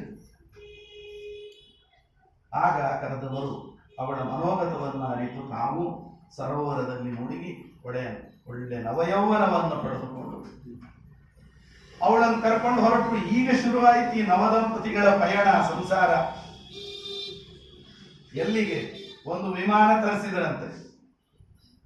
ಆ ಇಡೀ ಕಾಡಿನ ಪರಿಸರವನ್ನು ಅದ್ಭುತವಾದ ದೇವೇಂದ್ರನಿಗೆ ಅರಮನೆಗೆ ಸಮಾನವಾಗಿ ಉದ್ಯಾನವನ, ಅರಮನೆ ಎಲ್ಲ ನಿರ್ಮಾಣ ಮಾಡಿ ಆ ವಿಮಾನ ತರಿಸಿ ಆ ವಿಮಾನದಲ್ಲಿ ಎಲ್ಲ ಸೇವಕ ಸೇವಕಿಯರೊಂದಿಗೆ ಹೆಂಡತಿಯನ್ನು ಕೂಡಿಸಿಕೊಂಡು ಕರ್ದಮ ಪ್ರಜಾಪತಿಗಳು ಪ್ರಯಾಣ ಹೊರಟರು. ಎಲ್ಲೆಲ್ಲಿ ಹೆಂಡತಿಯನ್ನು ಕರ್ಕೊಂಡು ಹೋದರು ಭಾಗವತ ದಾಖಲೆ ಮಾಡುತ್ತದೆ. ಅದನ್ನ ಏನು ಅಂದ್ರೆ, ವೈಶ್ರಂಭಕೆ ಸುರವನೆ ನಂದನೆ ಪುಷ್ಪಭದ್ರಕೆ ಮಾನಸೆ ಚೈತ್ರರಥೇ ಚ ಸರೇಮೆ ರಾಮಯಾಸಃ ಅಂತ. ದೇವಲೋಕದ ಉದ್ಯಾನವನಗಳೆಲ್ಲ ಅಲ್ಲೆಲ್ಲ ಕಡೆ ಸುತ್ತಾಡಿಸ್ಕೊಂಡು ಬರ್ತಾ ಇದ್ದಾರೆ ಹೆಂಡತಿಯನ್ನು ಕರ್ಕೊಂಡು ವಿಮಾನದಲ್ಲಿ ಕೂತ್ಕೊಂಡು. ಆ ವಿಮಾನಕ್ಕೆ ಪೈಲಟ್ ಇಲ್ಲ, ಇಂಜಿನ್ ಇಲ್ಲ, ಪೆಟ್ರೋಲ್ ಇಲ್ಲ, ಇಷ್ಟೇ ಕೆಪಾಸಿಟಿ ಅಂತಿಲ್ಲ, ಏನಿಲ್ಲ. ಅಲ್ಲಿ ಕೂತ್ಕೊಂಡು ಇಂಥ ಕಡೆ ಹೋಗಬೇಕು ಅಂತ ಮನಸ್ಸಿನಲ್ಲಿ ಸಂಕಲ್ಪ ಮಾಡಿದ್ರೆ ಸಾಕು, ಸುರಕ್ಷಿತವಾಗಿ ಎಲ್ಲೂ ಡಿಕ್ಕಿ ಹೊಡೆಯದೆ, ತನಗೂ ತೊಂದರೆ ಆಗದೆ, ಅಲ್ಲಿದ್ದವ್ರಿಗೂ ತೊಂದರೆ ಮಾಡದೆ ಸುರಕ್ಷಿತವಾಗಿ ಕರ್ಕೊಂಡು ಹೋಗ. ನಾವೆಲ್ಲ ಗಮನಿಸ್ತಿರ್ಬೇಕು. ಇವತ್ತಿನ ವಿಮಾನ ಹೆಂಗ, ಆಗಿನ ವಿಮಾನ ಹೆಂಗಿತ್ತು, ಇದನ್ನು ನಾವು ಗಮನಿಸ್ತಾ ಇರ್ಬೇಕು ಈ ಕಥೆ ಕೇಳುವಾಗ. ಅಂದ್ರೆ ಪ್ರಾಚೀನರು ತಪೋಬಲದಿಂದ ಮಾಡಿದಂತಹ ಸೃಷ್ಟಿ ಕಾರ್ಯ ಏನಿದೆ ಅದು ಎಷ್ಟು ಅದ್ಭುತ, ಯಾರಿಗೂ ಅದು ಅಹಿತಕಾರಿಯಾದದ್ದ. ಇವರು ವಿಮಾನದಲ್ಲಿ ಕೂತ್ಕೊಂಡು ಹೋಗೋದು ನೋಡಿ ದೇವಲೋಕದ ದೇವತೆಗಳೆಲ್ಲ ಮೂಗಿನ ಬೆರಳಿಟ್ಟು. ಯಾಕಂದ್ರೆ ಅವ್ರು ಎಲ್ಲಿ ಹೋಗ್ಬೇಕಂದ್ರೆ ವಿಮಾನದಾಗೆ ಅಡ್ಡಾಡೋ ಮಂದಿ ವೈಮಾನಿಕರು ಅಂತ ಕರೀತಾರೆ ದೇವತೆಗಳ. ಈ ವೈದಿಕ ಬ್ರಾಹ್ಮಣ ಗಡ್ಡಿ ಗಣಸ್ ತಿನ್ಕೊಂಡಿದ್ದ, ಮನ್ನಿ ತನಕ ಸೈಕಲ್ ಮೇಲೆ ಅಡ್ಡಾಡ್ತಿದ್ದ, ಯಾವುದೋ ಸೆಕೆಂಡ್ ಹ್ಯಾಂಡ್ ಸ್ಕೂಟರ್ ತಗೊಂಡು ಅಡ್ಡಾಡ್ತಿದ್ದ, ಆಮೇಲೆ ಒಂದು ಯಾವುದೋ ಆಕ್ಟಿವಾ ತಗೊಂಡು, ಈಗ ನೋಡಿದ್ರೆ ಕಾರ್ ತಗೊಂಡ ನೋಡ್ರಿ. ವೈದಿಕ ಬ್ರಾಹ್ಮಣರು ಏನ್ ತಗೊಂಡ್ರು ಮತ್ತು ತಲೆ ಮೇಲೆ ಬರುವುದು. ಅವ್ರು ಇನ್ನೊಬ್ಬರು ಬದುಕಿದಂಗೆ ಬದುಕಬಾರದು. ಪುರೋಹಿತರು, ಯಾತಿಕರು, ವೈದಿಕ ಬ್ರಾಹ್ಮಣರು, ಪಂಡಿತರು ಅವರು ಅತಿ ಐಷಾರಾಮ ಮಾಡಬಾರದು, ಅದು ಒಪ್ಪತಕ್ಕ ವಿಷಯ. ಅನಿವಾರ್ಯ ಪ್ರಸಂಗಗಳಲ್ಲಿ ನಾವು ಅದನ್ನು ಬಳಸುವುದು ತಪ್ಪ. ಇಲ್ಲಿ ಹಾಗಾಯಿತು. ದೇವತೆಗಳೆಲ್ಲ ಆಶ್ಚರ್ಯ ಪಡ್ತಾ ಇದ್ದಾರೆ. ಏನು ಇವನು ಗಡ್ಡೆ ಗೆಣಸು ತಿಂದ್ಕೊಂಡು ತಪಸ್ಸು ಮಾಡ್ತಾ ಇದ್ದ ಬ್ರಾಹ್ಮಣ, ನಾವೇ ಆಶ್ಚರ್ಯ ಪಡೋ ರೀತಿಯಲ್ಲಿ ದೇವಲೋಕಕ್ಕೆಲ್ಲ ಪರಿವಾರದೊಂದಿಗೆ ವಿಮಾನದಲ್ಲಿ ಹೋಗಿ ಬರ್ತಾ ಇದ್ದಾನಲ್ಲ ಅಂತ. ಇದೆಲ್ಲ ಏನು? ಯದಾ ಸರ್ವೇ ಪ್ರಮುಚ್ಯಂತೆ ಕಾಮಾಯಸ್ಯ ಹೃದಯ ಸ್ಥಿತಾಃ ಅಥಮರ್ತ್ಯೋ ಅಮೃತೋ ಭವತಿ. ಹೃದಯದಲ್ಲಿರೋ ಎಲ್ಲಾ ಕಾಮನೆಗಳು ಇನ್ನು ಉಳಿಯದಂತೆ ಪರಿಹಾರವಾಗುತ್ತೋ ಆವಾಗ ಅವನು ಅಮೃತತ್ವವನ್ನು ಪಡೆದುಕೊಳ್ತಾನೆ. ಈ ಕರ್ದಮ ಪ್ರಜಾಪತಿಗಳು ಅಪರೋಕ್ಷ ಜ್ಞಾನಿಗಳು. ಪ್ರಾರಬ್ಧ ಕರ್ಮದಿಂದ ಅನೇಕ ಸುಖಗಳನ್ನ ಅನುಭವಿಸುವ ಯೋಗ ಅವರಿಗುಂಟು. ಶ್ರೀಪಾದರಾಜರು ಸನ್ಯಾಸಿಗಳಾದರೂ ನಿತ್ಯ 64 ಭಕ್ಷ ಭೋಜನ ಮಾಡ್ತಾ ಇದ್ರು. ಮುತ್ತಿನ ಕವಚ, ಮೇಲ್ತುರಾಗಿ, ನವರತ್ನ ಕೆತ್ತಿದ ಕರ್ಣಕುಂಡಲ ಅಂತೆಲ್ಲ ನಾವು ಕೇಳ್ತೇವೆ. ಇದೆಲ್ಲ ಅವರ ಸುಖ ಪ್ರಾರಬ್ಧ. ಅದರ ಜೊತೆಗೆ ಆ ಸುಖ ಪ್ರಾರಬ್ಧವನ್ನ ಬಹಿರಂಗವಾಗಿ ಎಲ್ಲರಿಗೂ ಗೊತ್ತಾಗುವಂತೆ ಇಷ್ಟು ವೈಭವದಿಂದ ಅನುಭವಿಸ್ತಾ ಇದ್ದಾರೆ. ಯಾಕೆ ಅಂದ್ರೆ ಅಪರೋಕ್ಷ ಜ್ಞಾನಿಗಳ ಸೇವೆ ಮಾಡಿದರೆ ಏನು ಫಲ ಅನ್ನೋದನ್ನು ಲೋಕಕ್ಕೆ ತೋರಿಸ್ಕೊಡ್ಬೇಕಾಗಿದೆ. ಯಾಕೆಂದ್ರೆ ಅಥರ್ವಣ ಉಪನಿಷತ್ತಿನಲ್ಲಿ ಯಂ ಯಂ ಲೋಕಂ ಮನಸಾ ಸಂವಿಭಾತಿ ವಿಶುದ್ಧ ಸತ್ವ ಕಾಮಯತೆ ಯಾಂಶ್ಚ ಕಾಮಾನ್ ತಂ ತಂ ಲೋಕಂ ಜಯತೆ ತಾಂಶ್ಚ ಕಾಮಾನ್ ತಸ್ಮಾದ್ ಆತ್ಮಜ್ಞಂ ಹರ್ಚಯೇತ್ ಭೂತಿ ಕಾಮ. ಆತ್ಮಜ್ಞ ಭಗವಂತನ ಸಾಕ್ಷಾತ್ಕಾರವನ್ನು ಪಡೆದುಕೊಂಡವರನ್ನ ನಾವು ಸೇವೆ ಮಾಡಬೇಕು. ಅಪರೋಕ್ಷ ಜ್ಞಾನಿಗಳ ಸೇವೆ ಮಾಡಬೇಕು. ಯಾಕೆ ಅಪರೋಕ್ಷ ಜ್ಞಾನಿಗಳ ಸೇವೆ ಅಂದ್ರೆ ಆ ಅಪರೋಕ್ಷ ಜ್ಞಾನಿಗಳ ಸೇವೆಯಿಂದ ನಾವು ಏನನ್ನ ಬಯಸ್ತೇವೋ, ಯಾವ ಲೋಕಗಳಿಗೆ ಹೋಗಬೇಕು ಅಂತ ಬಯಸ್ತೇವೋ ಅವುಗಳನ್ನು ನಮಗೆ ದೊರೆಯುತ್ತೆ. ನಮ್ಮ ದೊಡ್ಡ ಭಾಗ್ಯ ಅಂದರೆ ಪರಂಪರೆಯಲ್ಲಿ ಎಷ್ಟು ಜನ ಅಪರೋಕ್ಷ ಜ್ಞಾನಿಗಳಾದ ಟಿಪ್ಪಣಿಕಾರರು, ಯತಿಗಳು, ಹರಿದಾಸರು ಕೂಡ ನಮಗೆ ದೊರಕಿದ್ದಾರೆ. ನಮ್ಮ ಆಚಾರ್ಯರ ಪರಂಪರೆಯಲ್ಲಿ ಇದಕ್ಕೊಂದು ವಿಶಿಷ್ಟ ಸ್ಥಾನ ಇದೆ. ಅಷ್ಟೇ ಅಲ್ಲ, ದೇವರನ್ನು ಕಂಡವರು ನಮಗೆ ಬಂದು ದೇವರು ಹಿಂಗಿದ್ದಾನೆ ಎಂದು ಉಪದೇಶ ಮಾಡುತ್ತಾರೆ. ಉಳಿದ ಮತಗಳಲ್ಲಿ ಇದಿಲ್ಲ. ಅವರು ದೇವರನ್ನ ಕಂಡಿಲ್ಲ. ಯಾರು ಉಪದೇಶ ಮಾಡ್ತಾರೋ ಅವರು ದೇವರನ್ನ ಕಂಡವರಲ್ಲ. ಯಾರು ದೇವರನ್ನ ಕಂಡಿದ್ದಾರೋ ಉಪದೇಶ ಮಾಡ್ಲಿಕ್ಕೆ ಇಲ್ಲಿಗೆ ಬರಂಗಿಲ್ಲ. ಅವರಿಗೆ ಪ್ರಪಂಚದೊಂದಿಗೆ ಅಟ್ಯಾಚ್ಮೆಂಟೇ ಹೊರಟೋಗಿಬಿಟ್ಟು. ಆದ್ದರಿಂದ ಹಾಗೆ ಅಪರೋಕ್ಷ ಜ್ಞಾನಿಗಳಿಗೆ ದೊರೆಯುವಂತಹ ವೈಭವ ಇದು. ದೇವರನ್ನ ಮೆಚ್ಚಿಸಿದವ, ದೇವರನ್ನ ಕಂಡವನಿಗೆ ಯಾವುದೂ ಅಸಾಧ್ಯ ಅಲ್ಲ. ಭಗವದ್ಗೀತೆಯಲ್ಲಿ ಕೃಷ್ಣ ಹೇಳ್ತಾನೆ,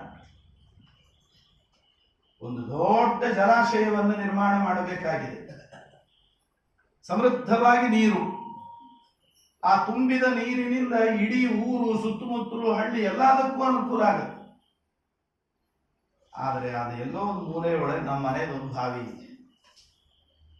ನೀವು ಈ ಜಲಾಶಯ ನಿರ್ಮಾಣ ಮಾಡಿದ್ರೆ ನಮ್ಮ ಬಾವಿ ಹೋಗ್ತದ್ರಿ ಅಂತ ಹೇಳಿ ತಕರಾರು ಮಾಡಿಕೊಂಡು ಜಲಾಶಯ ನಿರ್ಮಾಣ ಮಾಡದೇ ಇರ್ಲಿಕ್ಕೆ ಬರ್ತದ?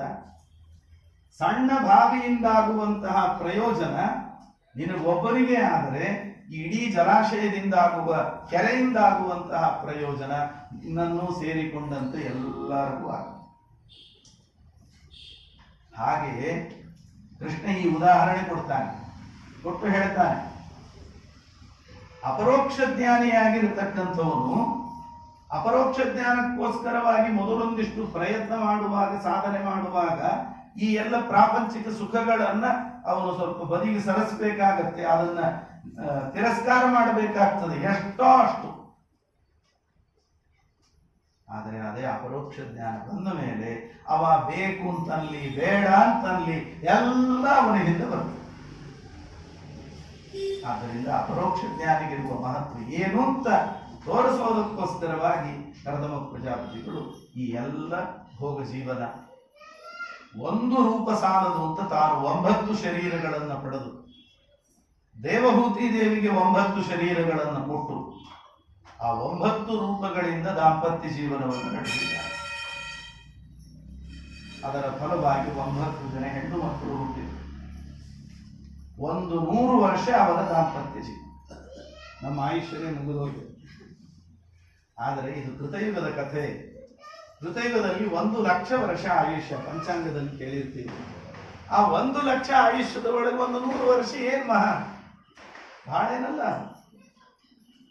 ಆ ರೀತಿಯಲ್ಲಿ ಎಲ್ಲ ಕಡೆ ಸಂಚಾರ ಮಾಡುತ್ತಾ 9 ಜನ ಹೆಣ್ಣು ಮಕ್ಕಳನ್ನು ಪಡೆದಿದ್ದಾರೆ. ಒಂದಿನ ಕರ್ದಮರು ಹೇಳಿದರಂತೆ, ಮತ್ತೆ ನಾನು ಮಾತು ಕೊಟ್ಟ ಹಾಗೆ ಇನ್ನು ಹೊರಡಬೇಕು ಅಂತ. ಆವಾಗ ದೇವಹೂತಿ ದೇವಿ ತುಂಬಾ ನಿಧಾನವಾಗಿ ಅವರ ಹತ್ರ ಬಂದು ಪ್ರಾರ್ಥನೆ ಮಾಡ್ತಾಳೆ. ಏತಾವತಾಲಂ ಕಾಲೇನ ವ್ಯತಿಕ್ರಾಂತೇನ ಮೇ ಪ್ರಭೋ ಇಂದ್ರಿಯಾರ್ಥ ಪ್ರಸಂಗೇನ ಪರಿತ್ಯಕ್ತ ಪರಾತ್ಮ. ಇಷ್ಟು ವರ್ಷಗಳ ಕಾಲ ಈ ಪ್ರಾಪಂಚಿಕ ಭೋಗದಲ್ಲಿ ನೀವು ಎಲ್ಲೆಲ್ಲಿ ಕರ್ಕೊಂಡು ಹೋಗ್ತೀರ ಅದೆಲ್ಲ ಓಡಾಡ್ಕೊಂಡು ಆನಂದದಿಂದ ಉಣ್ಕೊಂಡು ತಿನ್ಕೊಂಡು ಈ ಸಂಸಾರದಲ್ಲೇ ಮುಳುಗಿ ದೇಹ, ಮನಸ್ಸು, ಇಂದ್ರಿಯ ಇವುಗಳನ್ನು ತೃಪ್ತಿಪಡಿಸೋದರೊಳಗೆ ಮುಳುಗಿ ಒಳಗಿರೋ ಬಿಂಬರೂಪಿಯಾದ ಪರಮಾತ್ಮನ ಬಗ್ಗೆ ಏನೂ ಮಾಡ್ಲಿಕ್ಕೆ ಆಗಲಿಲ್ಲ. ಯಾವ ಸಾಧನೆಯೂ ಆಗಲಿಲ್ಲ. ಸಂಯೋಗ ಸಂಸ್ಕೃತೇರ್ ಹೇತು ಅಸತ್ಸು ವಿಹಿತೋಧಿಯ ಸಯೇವ ಸಾಧುಷು ಕೃತಃ ನಿಸ್ಸಂಗತ್ವಾಯ ಕಲ್ಪ. ಇಂದ್ರಿಯ, ಮನಸ್ಸು ಇವುಗಳನ್ನ ವಿಷಯ ಪದಾರ್ಥಗಳಲ್ಲಿ ಎಷ್ಟು ನಾವು ಹರಿಬಿಡ್ತೇವೋ ಅಷ್ಟು ಸಂಸಾರದ ಬಂಧನ ಬಿಗಿಯಾಗ್ತಾ ಹೋಗ್ತದೆ.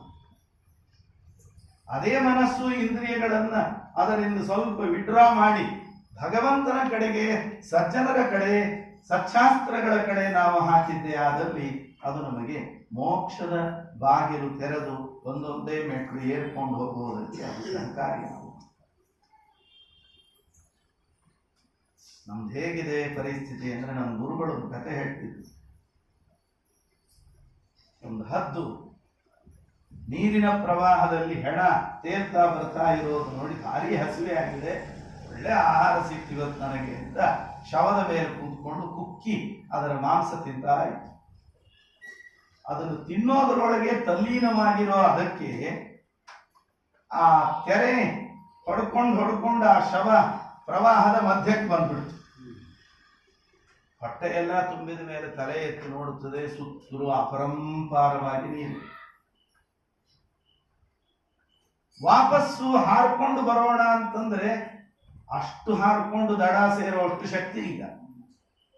ಅಲ್ಲಿಗೇನಾಯ್ತು, ಅದನ್ನು ತಿನ್ನೋದ್ರೊಳಗೆ ಮುಳುಗಿದ್ದಕ್ಕೆ, ಹೊರಗಿನ ಆಚೆ ಈಚೆ ಯಾವ ಎಚ್ಚರವೂ ಇಲ್ಲದೆ ಇದ್ದದ್ದಕ್ಕೆ ಆ ಹದ್ದು ಅದು ಕೂಡ ನೀರಿನಲ್ಲಿ ಮುಳುಗಿ ಸತ್ತು. ನಮ್ಮ ಪರಿಸ್ಥಿತಿ ಹೀಗಿದೆ.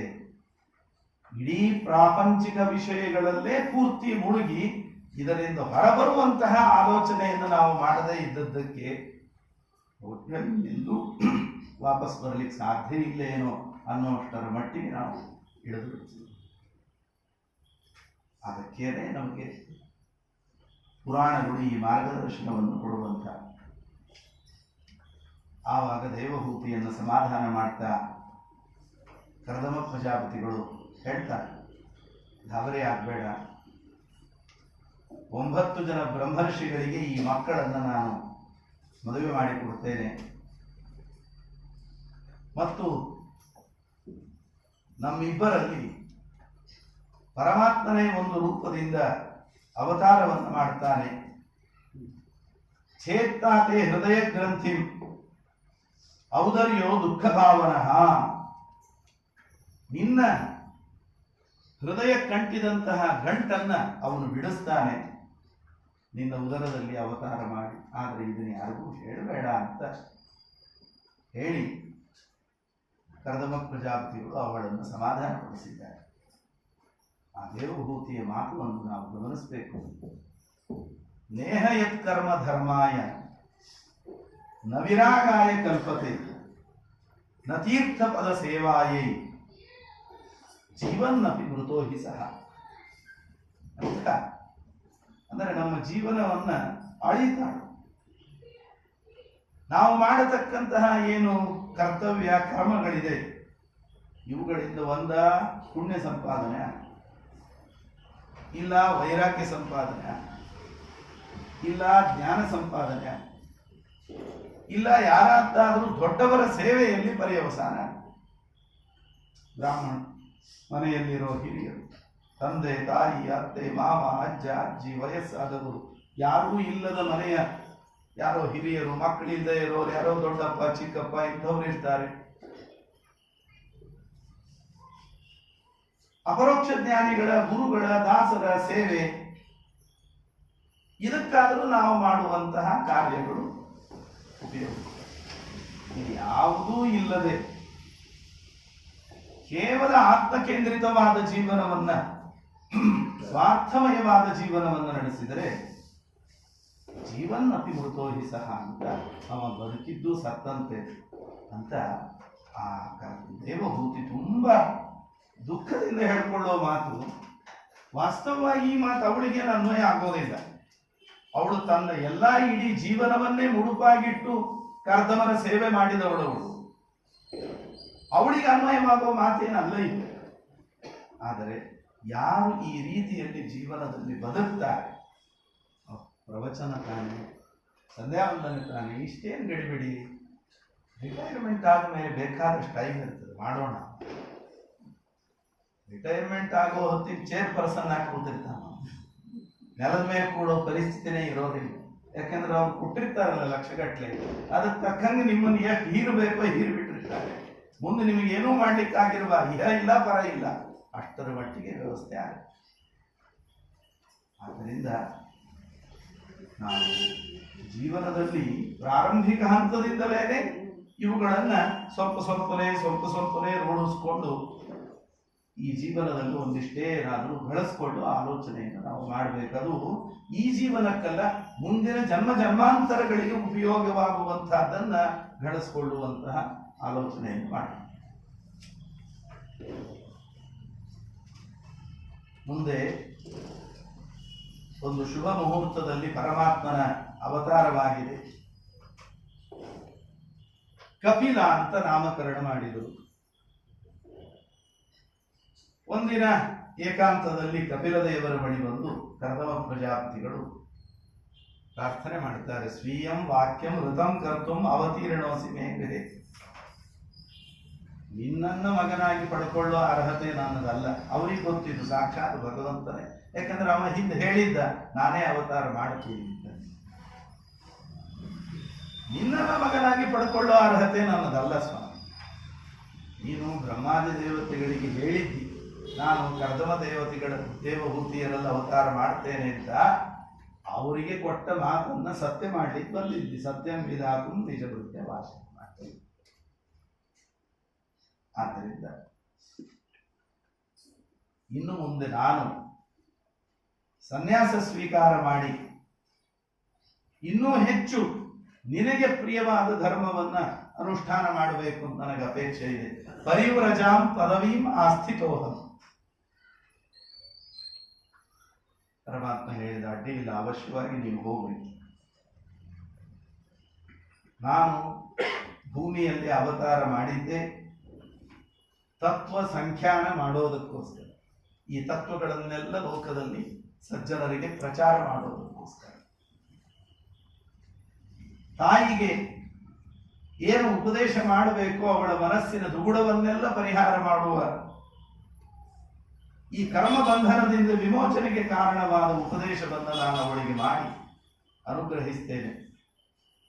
ನೀವು ಅವಶ್ಯವಾಗಿ ಸನ್ಯಾಸ ಸ್ವೀಕಾರಕ್ಕೆ ಹೋಗಬಹುದು ಅಂತ ಹೇಳಿದಾಗ ಏಕಾಂತದಲ್ಲಿ ಅವರಿಗೆ ನಮಸ್ಕಾರ ಮಾಡಿ, ಪ್ರದಕ್ಷಿಣೆ ಹಾಕಿ ನಮಸ್ಕಾರ ಮಾಡಿ ಅಲ್ಲಿಂದ ಕರ್ದಮ ಪ್ರಜಾಪತಿಗಳು ವಾನಪ್ರಸ್ಥಾಶ್ರಮಿಗಳಾಗಿ ಸನ್ಯಾಸಿಗಳಾಗಿ ಹೊರಟು. ಎಲ್ಲ ಹೇಗಿರ್ತದೆ ಅಂದ್ರೆ, ಮೊದಲು ಮಾತಾಡುವ ಮುಂದೆ ದೊಡ್ಡ ದೊಡ್ಡ ಮೌಲ್ಯ ಆದರ್ಶ ಇವೆಲ್ಲ ಮಾತಾಡಿ ಕಮಿಟ್ ಆಗ್ತೀವಿ. ಆಮೇಲೆ ಈ ಸುಖದ ಸುಪ್ಪತ್ತಿಗೆ ಒಳಗೆ ಮುಳುಗಿದಂಗೆ ಅವುಗಳನ್ನು ಚೂರು ಶಿಥಿಲ ಮಾಡ್ಲಿಕ್ಕೆ ಶುರು ಮಾಡಿದ್ರು. ಆರಂಭದಲ್ಲಿ ಕಮಿಟ್ಮೆಂಟ್ ಇರುತ್ತೆ, ಅದಕ್ಕೆ ನಾವು ಸ್ಟಿಕ್ ಆನ್ ಆಗೋದಿಲ್ಲ. ಆದರೆ ಕರ್ದಮ ಪ್ರಜಾಪತಿಗಳ ಬದುಕು ನಮಗೆ ಕಲಿಸ್ಕೊಡು.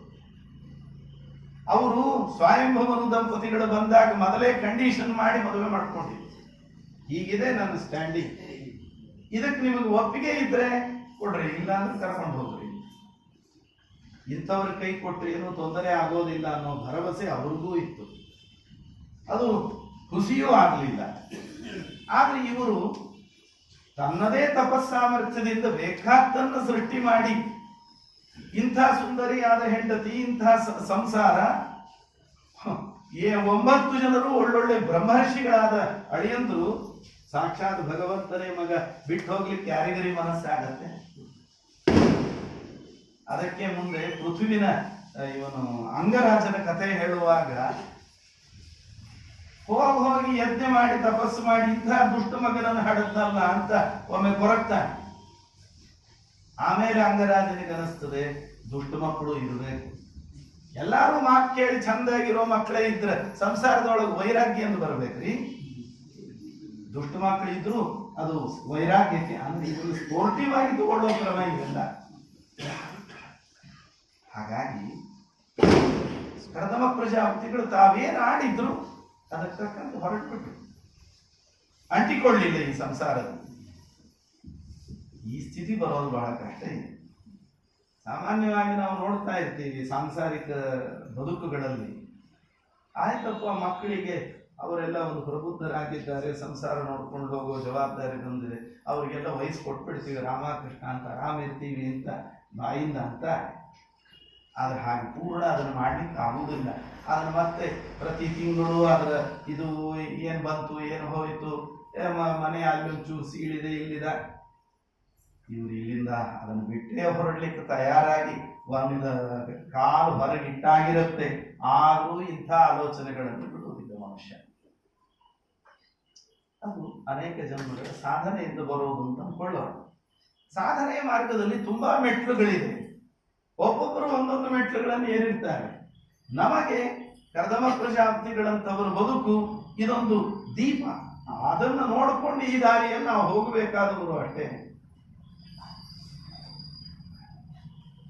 ಅವರು ಹೊರಟೋದ ನಂತರದಲ್ಲಿ ಒಂದಿನ ದೇವಹೂತಿ ದೇವಿ ಕಪಿಲ ರೂಪಿಯಾದ ಪರಮಾತ್ಮನ ಬಳಿಯಲ್ಲಿ ಬಂದು ಪ್ರಾರ್ಥನೆ ಮಾಡ್ತಾನೆ.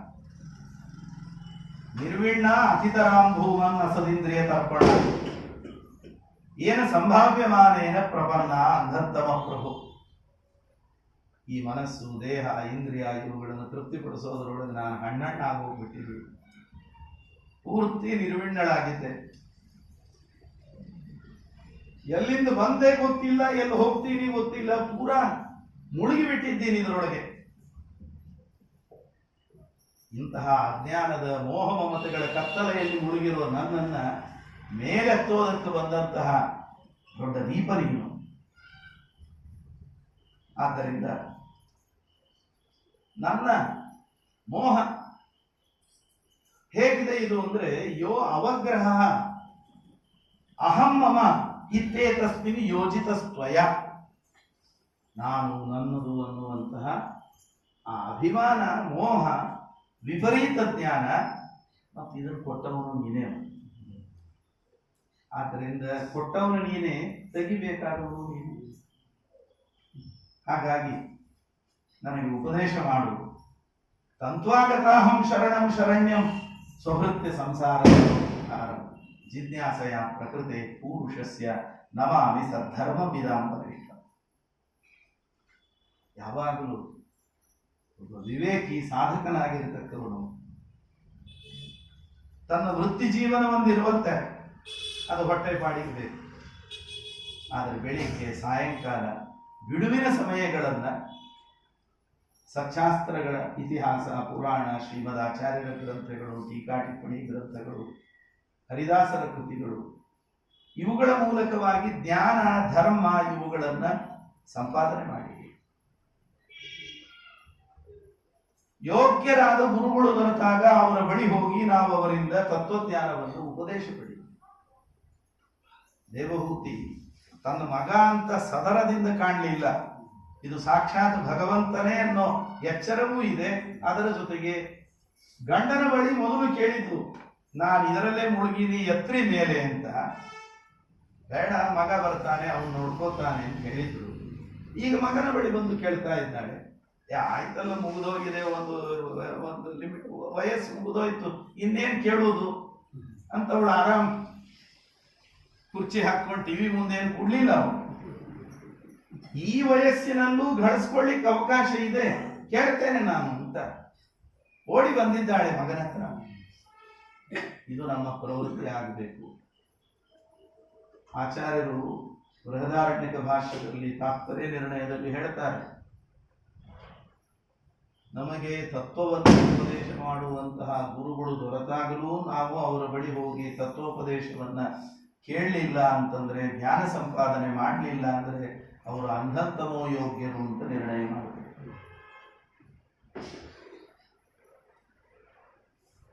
ಎಷ್ಟು ಭಯಂಕರ ಇದೆ ಆಲೋಚನೆ ಮಾಡಿ. ಹಾಗೆ ಮಾಡಬಾರ್ದು. ಅದಕ್ಕೆ ಮುಂದೆ ಅವಧೂತ ಗೀತೆಯಲ್ಲಿ ಕೃಷ್ಣ ಹೇಳ್ತಾನೆ, ಅಣುಭ್ಯಶ್ಚ ಮಹಾಭ್ಯಶ್ಚ ಶಾಸ್ತ್ರೇಭ್ಯ ಕುಶಲೋ ನರಃ ಸರ್ವತಃ ಸಾರಮಾದದ್ಯಾತ್ ಪುಷ್ಪೇಭ್ಯೇವ ಷಟ್ಪದ. ತುಂಬಿ ದೊಡ್ಡ ಪುಷ್ಪ ಇರಲಿ, ಸಣ್ಣ ಪುಷ್ಪ ಇರಲಿ, ಆ ಪುಷ್ಪಗಳಲ್ಲಿರೋ ಮಕರಂದವನ್ನು ಹೀರ್ತದೆ, ಹೋಗಿ ಒಂದು ಕಡೆ ಗೂಡನ್ನು ಸಂಗ್ರಹ ಮಾಡಿ. ಹಾಗೆ ದ್ವಾದಶ ಸ್ತೋತ್ರ ಇರಬಹುದು, ವೆಂಕಟೇಶ ಸ್ತೋತ್ರ ಇರಬಹುದು, ರಾಯರ ಸ್ತೋತ್ರ ಇರಬಹುದು, ಟೀಕಾರಾಯರ ಸ್ತೋತ್ರ ಇರಬಹುದು, ಸಣ್ಣ ಸದಾಚಾರ ಸ್ಮೃತಿ ಕೃಷ್ಣಾಮೃತ ಮಹಾರಣವ ಇರಬಹುದು, ಅದರ ಮೇಲಿನ ಗ್ರಂಥಗಳಿರಬಹುದು, ಅನುವ್ಯಾಖ್ಯಾನ, ಸುಧಾ, ಚಂದ್ರಿಕಾ ಇರಬಹುದು. ಎಷ್ಟು ನಮಗೆ ತಿಳಿಯುತ್ತದೋ, ಕೊನೆ ಪಕ್ಷ ಅಷ್ಟು ಸಮಯ ವ್ಯರ್ಥ ಆಗೋದಂತೂ ಕಡೆ ತಪ್ಪ. ಒಂದಿಷ್ಟು ಕಿವಿಗೆ ಬಿದ್ದು ಪಾಪ ಪರಿಹಾರ ಆಯಿತು, ತಿಳಿದಷ್ಟು ತಿಳಿಯಿತು, ಜ್ಞಾನ ಬಂತು. ಆದ್ದರಿಂದ ಉಪದೇಶ ಮಾಡುವಂತಹ ಜ್ಞಾನಿಗಳು, ವಿದ್ವಾಂಸರು, ನಮಗೆ ಯೋಗ್ಯ ಗುರುಗಳು ದೊರೆತಾಗ ಅವಶ್ಯವಾಗಿ ಅವರಿಂದ ನಾವು ಉಪದೇಶ ಪಡಿ, ಜ್ಞಾನ ಸಂಪಾದನೆ ಮಾಡಿ. ಇದು ಯಾವಾಗಲೂ ನಡೆಯಬೇಕು. ನಾವು ಒಬ್ಬ ಗುರುಗಳಿಂದ ಕೇಳಿದ್ದೀವಿ ಮುಗೀತಪ್ಪ, ಇನ್ನು ಹಾಗಿಲ್ಲ. ಆಚಾರ್ಯರೇ ಒಂದು ಕಡೆ ಹೇಳ್ತಾರೆ, ನಹಿ ಏಕಸ್ಮಾದೇವ ಗುರೋರ್ಜ್ಞಾನಂ ಸುಸ್ಥಿರಂ ಸ್ಯಾತ್ ಸುಪುಷ್ಕರಂ. ಒಬ್ಬ ಗುರುವಿನಿಂದ ಯಾವತ್ತೂ ಕೂಡ ದೃಢವಾದ ಸ್ಪಷ್ಟವಾದ ಜ್ಞಾನ, ಪುಷ್ಕಳವಾದ ಜ್ಞಾನ ನಮಗೆ ಬರೋದಿಲ್ಲ. ಆದ್ದರಿಂದ ಯೋಗ್ಯರಾದ ಎಷ್ಟೇ ಗುರುಗಳು ದೊರೆತರೂ ಅವರಿಂದ ಉಪದೇಶ ಪಡೆದು, ಹಂಗೇನಾದರೂ ಬರೋದಿದ್ರೆ ಅದು ಬ್ರಹ್ಮದೇವರ ಉಪದೇಶದಿಂದ ಮಾತ್ರ. ನಮ್ಗೆ ಬ್ರಹ್ಮದೇವರ ತನಕ ಉಪದೇಶ ಪಡೆಯುವ ಅರ್ಹತೆ ಉಂಟಾ? ಬರತ್ತೆ. ಯಾವಾಗ ಅಂದ್ರೆ ಈ ಎಲ್ಲಾ ಗುರುಗಳಿಂದ ಉಪದೇಶ ಪಡೆದು ಅಪರೋಕ್ಷ ಜ್ಞಾನ ಪಡೆದು ಕೊನೆಗೆ ಬ್ರಹ್ಮದೇವರ ಆಯುರ್ಮಾನ ಮುಗಿಯೋ ಹೊತ್ತಿಗೆ ಆ ವಿರಜಾ ನದಿ ಸ್ಥಾನಕ್ಕೇನು ಹೋಗ್ತೀವಲ್ಲ, ಆವಾಗ ಬ್ರಹ್ಮದೇವರು ನಮ್ಮನ್ನು ಕರ್ಕೊಂಡು ಎಲ್ಲರನ್ನೂ ಕೂಡಿಸ್ಕೊಂಡು ಕೊನೆಗೊಮ್ಮೆ ಉಪದೇಶ ಮಾಡ್ತಾರೆ. ಅದು ಫೈನಲ್. ಆಮೇಲೆ ವಿರಜಾ ನದಿ ಸ್ನಾನ. ಬ್ರಹ್ಮದೇವರ ಉಪದೇಶ ಆಗತ್ತೆ, ಆದ್ರೆ ಹೀಗೆ ಬಂದು ಉಪದೇಶ ಮಾಡುವಂದ್ರೆ ಹೆಂಗ್ರಿ? ನಮಗೊಂದು ಯೋಗ್ಯತೆ ಬೇಕಲ್ಲ. ಆದ್ದರಿಂದ ಮೊದಲು ಈ ಎಲ್ಲ ಗುರುಗಳಿಂದ ನಾವು ಜ್ಞಾನ ಸಂಪಾದನೆ ಮಾಡಬೇಕು. ಹಾಗಾಗಿ ಆಚಾರ್ಯರು ಹೇಳ್ತಾರೆ, ಅನಂದಾನಾಮತೆ ಲೋಕ ಅಂಧೇನ ತಮಸಾವೃತಾ ತಾಂಸ್ತೆ ಪ್ರೇತ್ಯಾಧಿಗಚ್ಚಂತಿ ಯೇ ಅವಿದ್ವಾಂಸೋ ಬುಧೋ ಜನಾಃ ಅಂತ ಬೃಹದಾರಣ್ಯಕದ ಮಾತು. ಅದಕ್ಕೆ ವಿವರಣೆ ಕೊಡುವಾಗ, ಬೋಧಕೆ ವಿದ್ಯಮಾನೇಪಿ ಯೇ ವಿದುರ್ನಹರಿಂ ಪರಂ ತೇಪಿ ಯಾಂತಿ ತಮೋ ಘೋರಂ ನಿತ್ಯೋದ್ರಿಕ್ತ ಸುಖಾತ್ಮಕಂ ಅಂತ ವರ್ಣನೆಯನ್ನು ಮಾಡಿದ್ದಾರೆ. ಬೋಧಕೆ ವಿದ್ಯಮಾನೇ, ನಮಗೆ ಉಪದೇಶ ಮಾಡುವಂತಹ ಶಕ್ತಿ ಇರುವ ಯೋಗ್ಯರಾದ ಗುರುಗಳಿದ್ದಾಗಲೂ ನಾವು ಅವರನ್ನ ಉಪಸಕ್ತಿ ಮಾಡದೆ, ಅವರನ್ನು ಸಮೀಪಿಸದೆ ಅವರಿಂದ ಉಪದೇಶ ಪಡೆಯಲಿಲ್ಲ ಅಂತಂದ್ರೆ ತಮೋಯೋಗ್ಯ ಅಂತ ಬೇಕಾಗುತ್ತೆ. ಆದ್ದರಿಂದ ನಾವು ಆ ತರಹದ ಸ್ಥಿತಿಗೆ ಒಳಗಾಗಬಾರದು. ಎಲ್ಲೆಲ್ಲಿಂದ ಬರ್ತದೆ ಜ್ಞಾನ? ಯೋಗ್ಯರಿಂದ. ಅದನ್ನು ನಮ್ಮದಾಗಿಸಿಕೊಳ್ಬೇಕು. ಈಗಲಂತೂ ಬೇಕಾದ ನೀವು ಅವರಿದ್ದಲ್ಲಿ ಹೋಗುವ ಅವಶ್ಯಕತೆ ಇಲ್ಲ. ಕಲಿಯುಗ ಬೇರೆ ಇದೆ. ನೀವಿದ್ದಲ್ಲೇ ಗುರುಗಳು ಬರ್ತೀವಿ. ಈಗ ಏನಾಗಿದೆ ಅಂದ್ರೆ, ನೀವು ಬರಬೇಡ್ರಿ, ನಾವು ಬರೋದು ಬೇಡ. ನೀವು ಮನೆಯಾಗಿರ್ರಿ, ನಾವು ಮನೆಯಾಗಿರ್ತೀವಿ. ಕಿವ್ಯಾಗ ಹಾಕೊಂಡು ಅಂತರ್ಜಾಲದ ಮೂಲಕ ಬೇಕಾದ ಸೌಲಭ್ಯ ಇದೆ. ಎದುರಿಗೆ ಹೋಗಿ ಕೂತು ಮಾಡೋದಕ್ಕೆ ಅನುಕೂಲ ಇದ್ರೆ ಅದು ಉತ್ತಮ ಪಕ್ಷ. ಅದಾಗೋದಿಲ್ಲ ಅಂತ ಬಿಡಬೇಡಿ. ಕುರುಡಿಗಣ್ಗಿಂತ ಮೇಳಗಣ ವಾಸಿ ಅನ್ನೋ ಹಾಗೆ ಅವಶ್ಯವಾಗಿ ಶ್ರವಣ ಮಾಡಬೇಕು, ಮನನ ಮಾಡಬೇಕು, ಜ್ಞಾನ ಸಂಪಾದನೆ ಮಾಡಿ. ಆದ್ದರಿಂದ ನಿನ್ನ ಬಳಿ ಬಂದು ಶರಣಾಗತರಾಗಿದ್ದೇನೆ. ನಿನ್ನ ಭಕ್ತರ ಸೇವಕರ ಸಂಸಾರ ವೃಕ್ಷಕ್ಕೆ ಕೊಡಲಿಯಂತೆ ಇರುವವನು ಪ್ರಕೃತಿ ಪುರುಷರ ಜಿಜ್ಞಾಸೆಯಿಂದ ನಿನ್ನ ಬಳಿ ಬಂದೆ. ಯಾವುದದು ಪ್ರಕೃತಿ ಪುರುಷ? ಪ್ರಕೃತಿ ಜಡ ಪ್ರಕೃತಿ, ಪುರುಷ ಅಂದ್ರೆ ಜೀವ.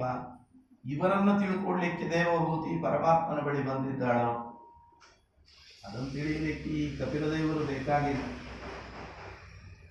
ಹಿಂದೊಬ್ಬ ಕಪಿಲ ಅಂತ ಆಗಿ ಹೋಗಿದ್ದಾನೆ. ಅವನು ರಚನೆ ಮಾಡಿದ ಸಾಂಖ್ಯಶಾಸ್ತ್ರವನ್ನು ಓದಿದ್ರೂ ಬಂದೀತು. ಅದಕ್ಕೆ ಆಚಾರ್ಯರು ವಿವರಣೆಯನ್ನು ಕೊಡ್ತಾ ಹೇಳ್ತಾರೆ. ಪುರುಷ ಅಂದ್ರೆ ತೃಣಾಭಿಮಾನಿಯಾದ ಜೀವನಿಂದ ಆರಂಭ ಮಾಡಿಕೊಂಡು ಪರಮಾತ್ಮನವರೆಗೆ ಎಲ್ಲರೂ ಪುರುಷರು. ಪ್ರಕೃತಿ ಅಂದ್ರೆ ಬ್ರಹ್ಮಾಂಡದ ಸೃಷ್ಟಿಗೆ ಕಾರಣವಾದ ತ್ರಿಗುಣಾತ್ಮಕವಾದ ಜಡವಾದ ನಿತ್ಯವಾದ ಸೂಕ್ಷ್ಮವಾದ ಪ್ರಕೃತಿಯಿಂದ ಆರಂಭ ಮಾಡಿಕೊಂಡು ಎಲ್ಲಾ ಜಡತತ್ವಗಳ ಜೊತೆಗೆ ಪ್ರಕೃತಿಗೆ ನಿಯಾಮಕಳಾದ ಲಕ್ಷ್ಮೀದೇವಿ, ಈ ಎಲ್ಲಾ ತತ್ವಗಳನ್ನು ತಿಳಿದುಕೊಳ್ಳಬೇಕು ಅನ್ನೋ ಜಿಜ್ಞಾಸೆ ದೇವಭೂತಿಯಲ್ಲಿದೆ. ಅದು ಹೆಂಗ್ ಗೊತ್ತಾಯ್ತು ನಿಮಗೆ? ಆಕಿ ಹೇಳಿದ್ಲ, ಆಕಿ ಕೇಳಿದ್ದು ಇಷ್ಟೇ ಅಲ್ವಾ? ಪ್ರಕೃತಿ ಪುರುಷರ ಜಿಜ್ಞಾಸೆಯಿಂದ ಬಂದಿದ್ದೆ. ಇದಕ್ಕೆ ಉತ್ತರ ಕೊಡುವಾಗ ಕಪಿಲ ದೇವರು ಏನೇನು ಉತ್ತರ ಕೊಟ್ಟಾರ ನೋಡಿ. ಆಕಿ ಪ್ರಶ್ನೆ ಕೇಳದೆ ಇರೋದನ್ನು ಉತ್ತರ ಕೊಟ್ಟಿದ್ರು ಅಂತಂದ್ರೆ ಆವಾಗ ಬರೋಬ್ಬರಿ ಆಗ್ತಿತ್ತು ನಿಮ್ ಪ್ರಶ್ನೆ. ಆಕಿ ಮನಸ್ಸಿನಾಗ ಏನಿರ್ಲಿಲ್ಲ, ಇವರೇ ಎಲ್ಲ ಹೊಡೆದು ಬಿಟ್ಟಿದ್ದಾರೆ. ಅಲ್ಲ, ಅವಳ ಎಲ್ಲ ಅಭಿಪ್ರಾಯ ಇಟ್ಟುಕೊಂಡು ಕೇಳಿದ್ದಕ್ಕೇನೆ ಅವಳ ಮನೋಗತವನ್ನು ಅರಿತುಕೊಂಡು ಕಪಿಲ ದೇವರು ಮುಂದೆ ಎಲ್ಲ ಉಪದೇಶ ಮಾಡ್ತಾರೆ. ಪಂಚಭೇದಗಳ ಬಗ್ಗೆ ವರ್ಣನೆ ಮಾಡ್ತಾರೆ. 24 ತತ್ವಗಳ ಸ್ವರೂಪ ವರ್ಣನೆ ಮಾಡ್ತಾರೆ. ವಾಯುದೇವರ ಜೀವೋತ್ತಮತ್ವ ವರ್ಣನೆ ಮಾಡ್ತಾರೆ. ಭಗವಂತನ ಸರ್ವೋತ್ತಮತ್ವ ವರ್ಣನೆ ಮಾಡ್ತಾರೆ. ಅದರ ಜೊತೆಗೆ ಜೀವನ ಸುಖ ದುಃಖಗಳ ಲೆಕ್ಕಾಚಾರವನ್ನು ಕೊಡ್ತಾರೆ.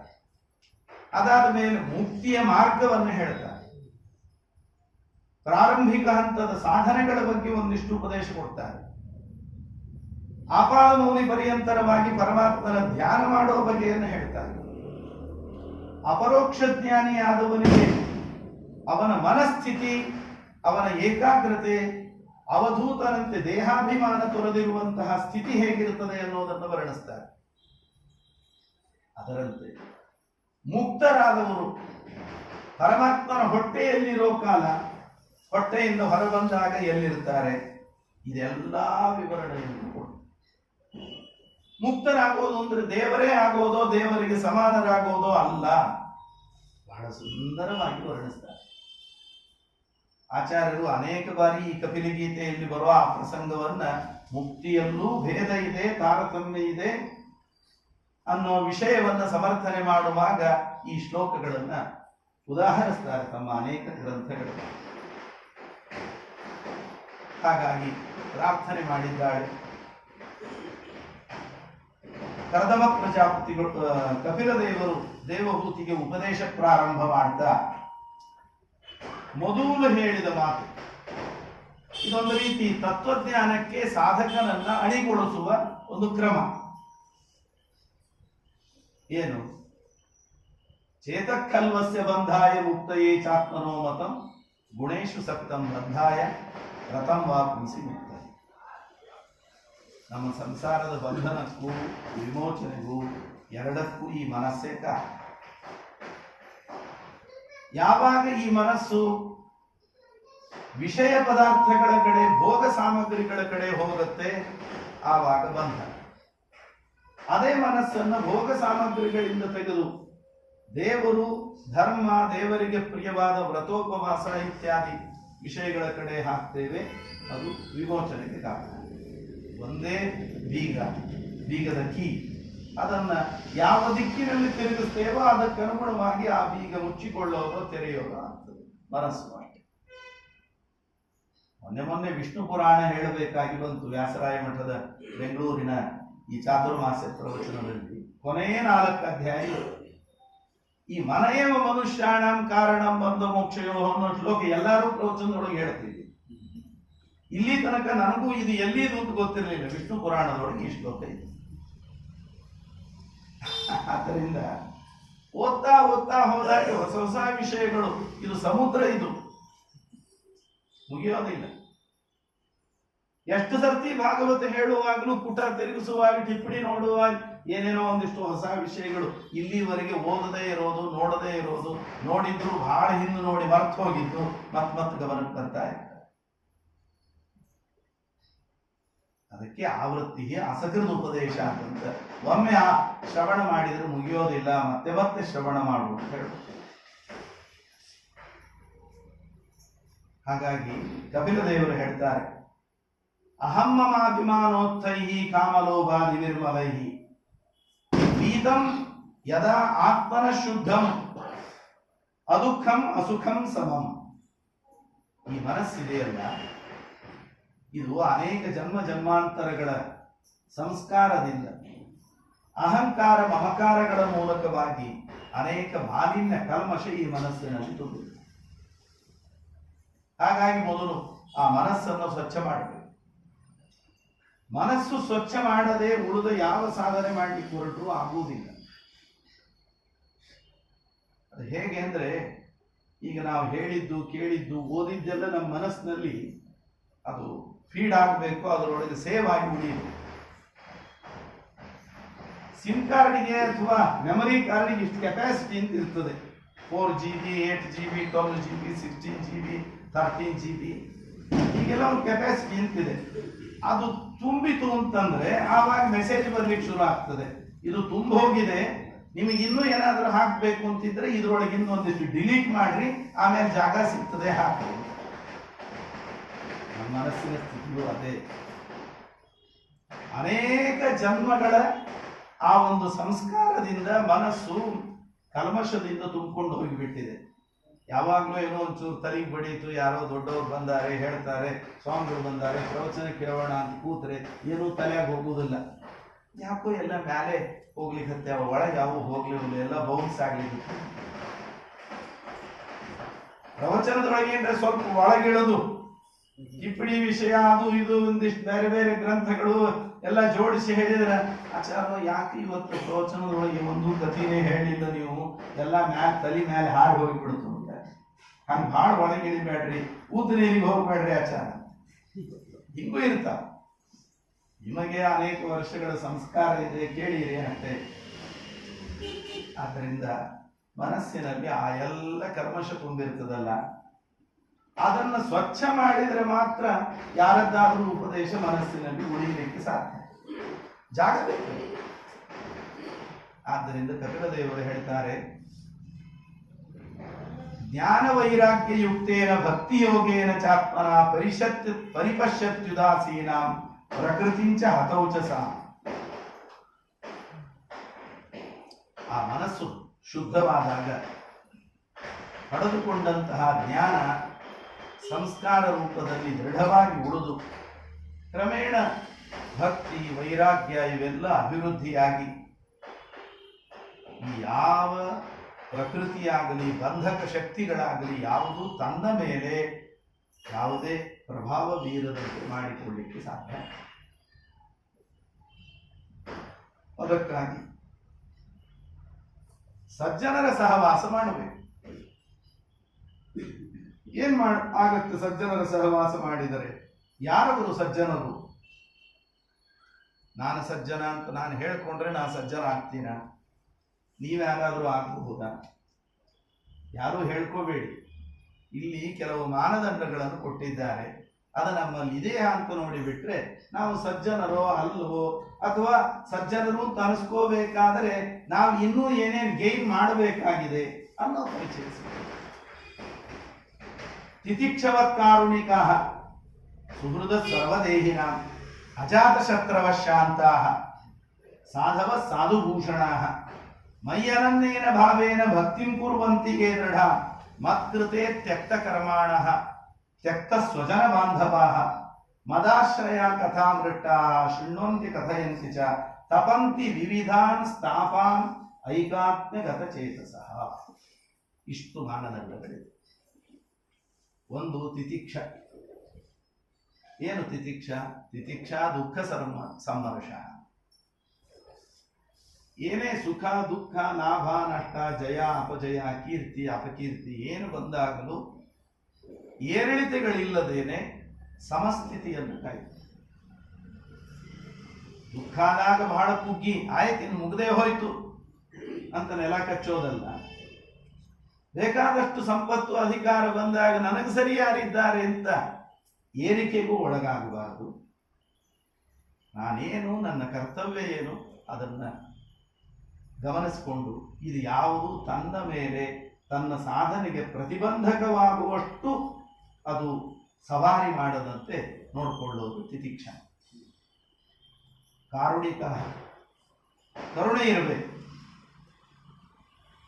ಸುಹೃದ, ನಾನವರಿಗೇನಾದರೂ ಉಪಕಾರ ಮಾಡಿದರೆ ಅವರು ನನಗೇನ್ ಮಾಡ್ತಾರೆ?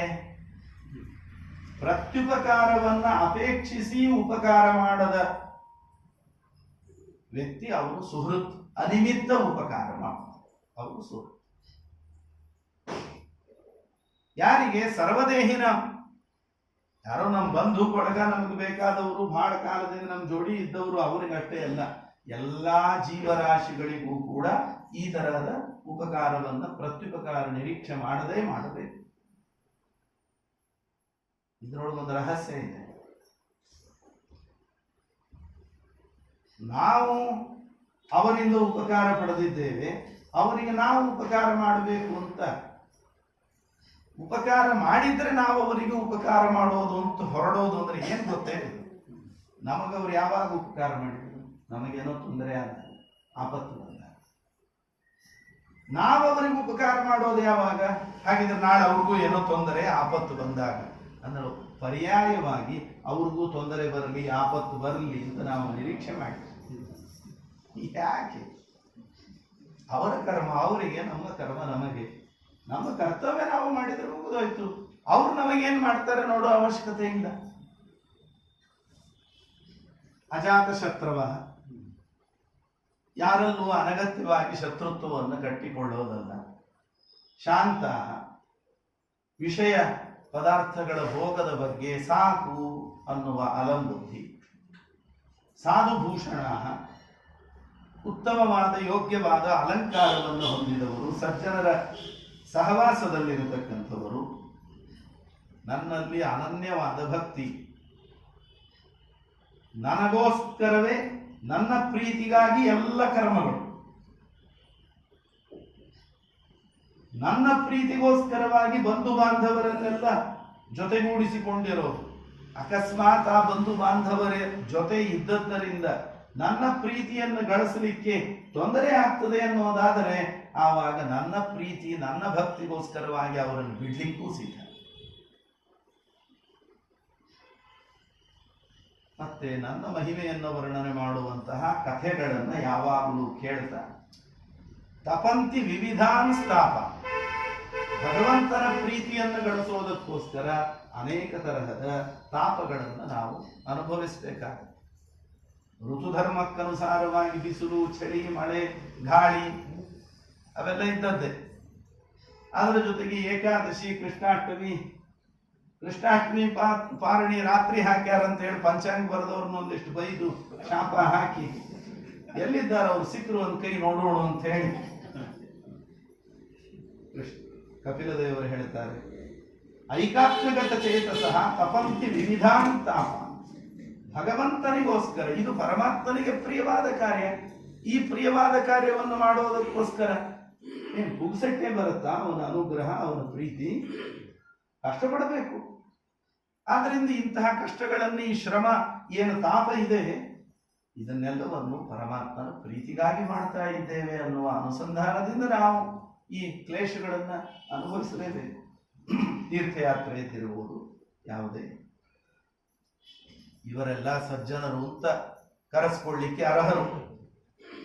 ಇಂತಹ ಸಜ್ಜನರ ಸಹವಾಸ ಮಾಡಿದರೆ ಅವರು ಅನೇಕ ಜನ್ಮಗಳಿಂದ ನಮ್ಮ ಮನಸ್ಸಿನಲ್ಲಿ ಯಾರ್ಯಾರದ್ದೋ ಸಹವಾಸದಿಂದ ದುಷ್ಟ ಸಂಸ್ಕಾರಗಳು ಮನೆ ಮಾಡಿರ್ತದಲ್ಲ, ಅದನ್ನೆಲ್ಲ ಹೋಗಲಾಡಿಸಿ ಮನಸ್ಸನ್ನು ಸ್ವಚ್ಛಗೊಳಿಸ್ತಾರೆ.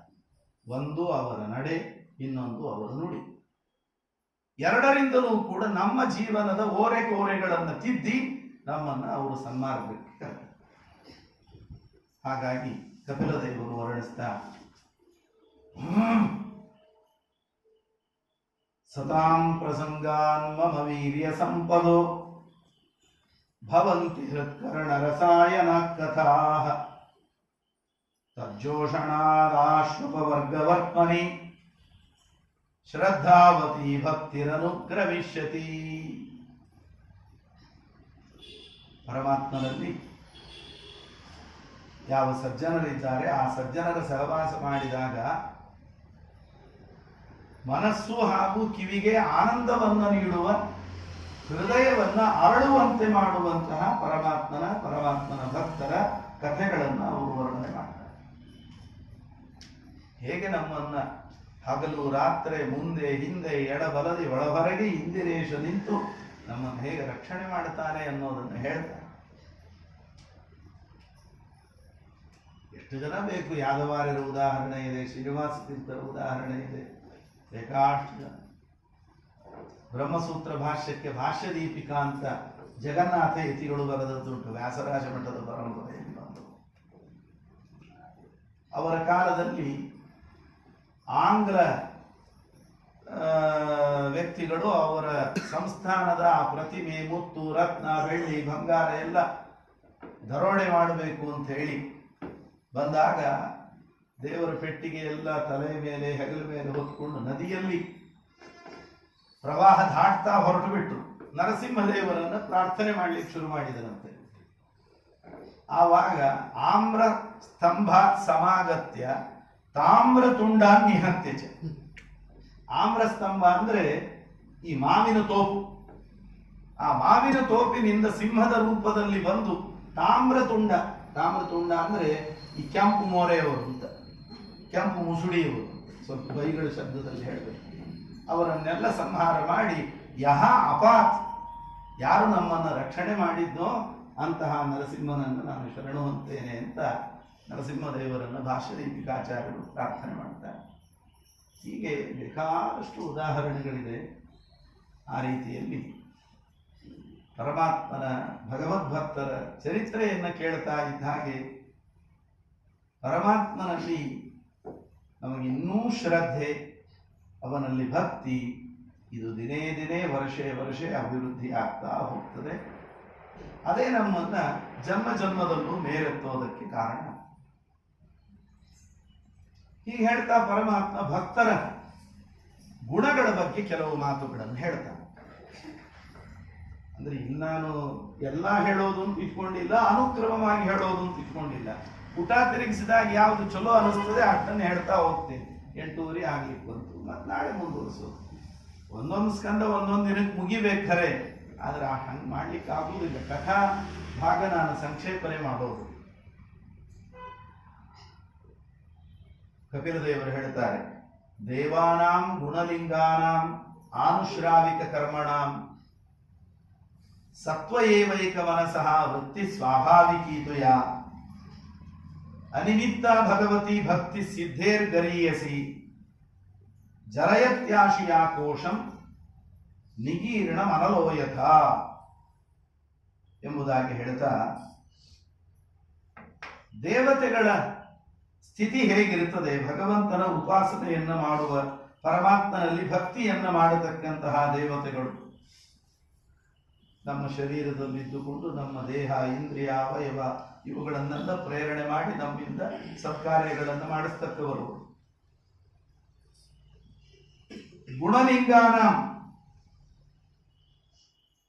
ತ್ರಿಗುಣಗಳಿಂದ ನಿರ್ಮಾಣಗೊಂಡಂತಹ ಈ ಎಲ್ಲ ವಸ್ತುಗಳ ಬಗ್ಗೆ ಲಿಂಗ ಅಂದರೆ ಜ್ಞಾಪಕ, ಅವರೆಲ್ಲ ನಮಗದನ್ನು ತಿಳಿಸಿಕೊಡ್ತಾರೆ. ಇಂದ್ರಿಯಗಳಲ್ಲಿ ಇದ್ದುಕೊಂಡು ರೂಪ, ಸ್ಪರ್ಶ, ಗಂಧ, ಈ ತ್ರಿಗುಣಗಳ ವಿಕಾರಗಳಾದ ತನ್ಮಾತ್ರಗಳ ಜ್ಞಾನ ನಮಗೆ ಇಂದ್ರಿಯಗಳ ಮೂಲಕ ಬರುವಂತೆ ಆ ವಸ್ತುಗಳ ಜ್ಞಾಪಕರಾದವರು ಆ ದೇವತೆಗಳು.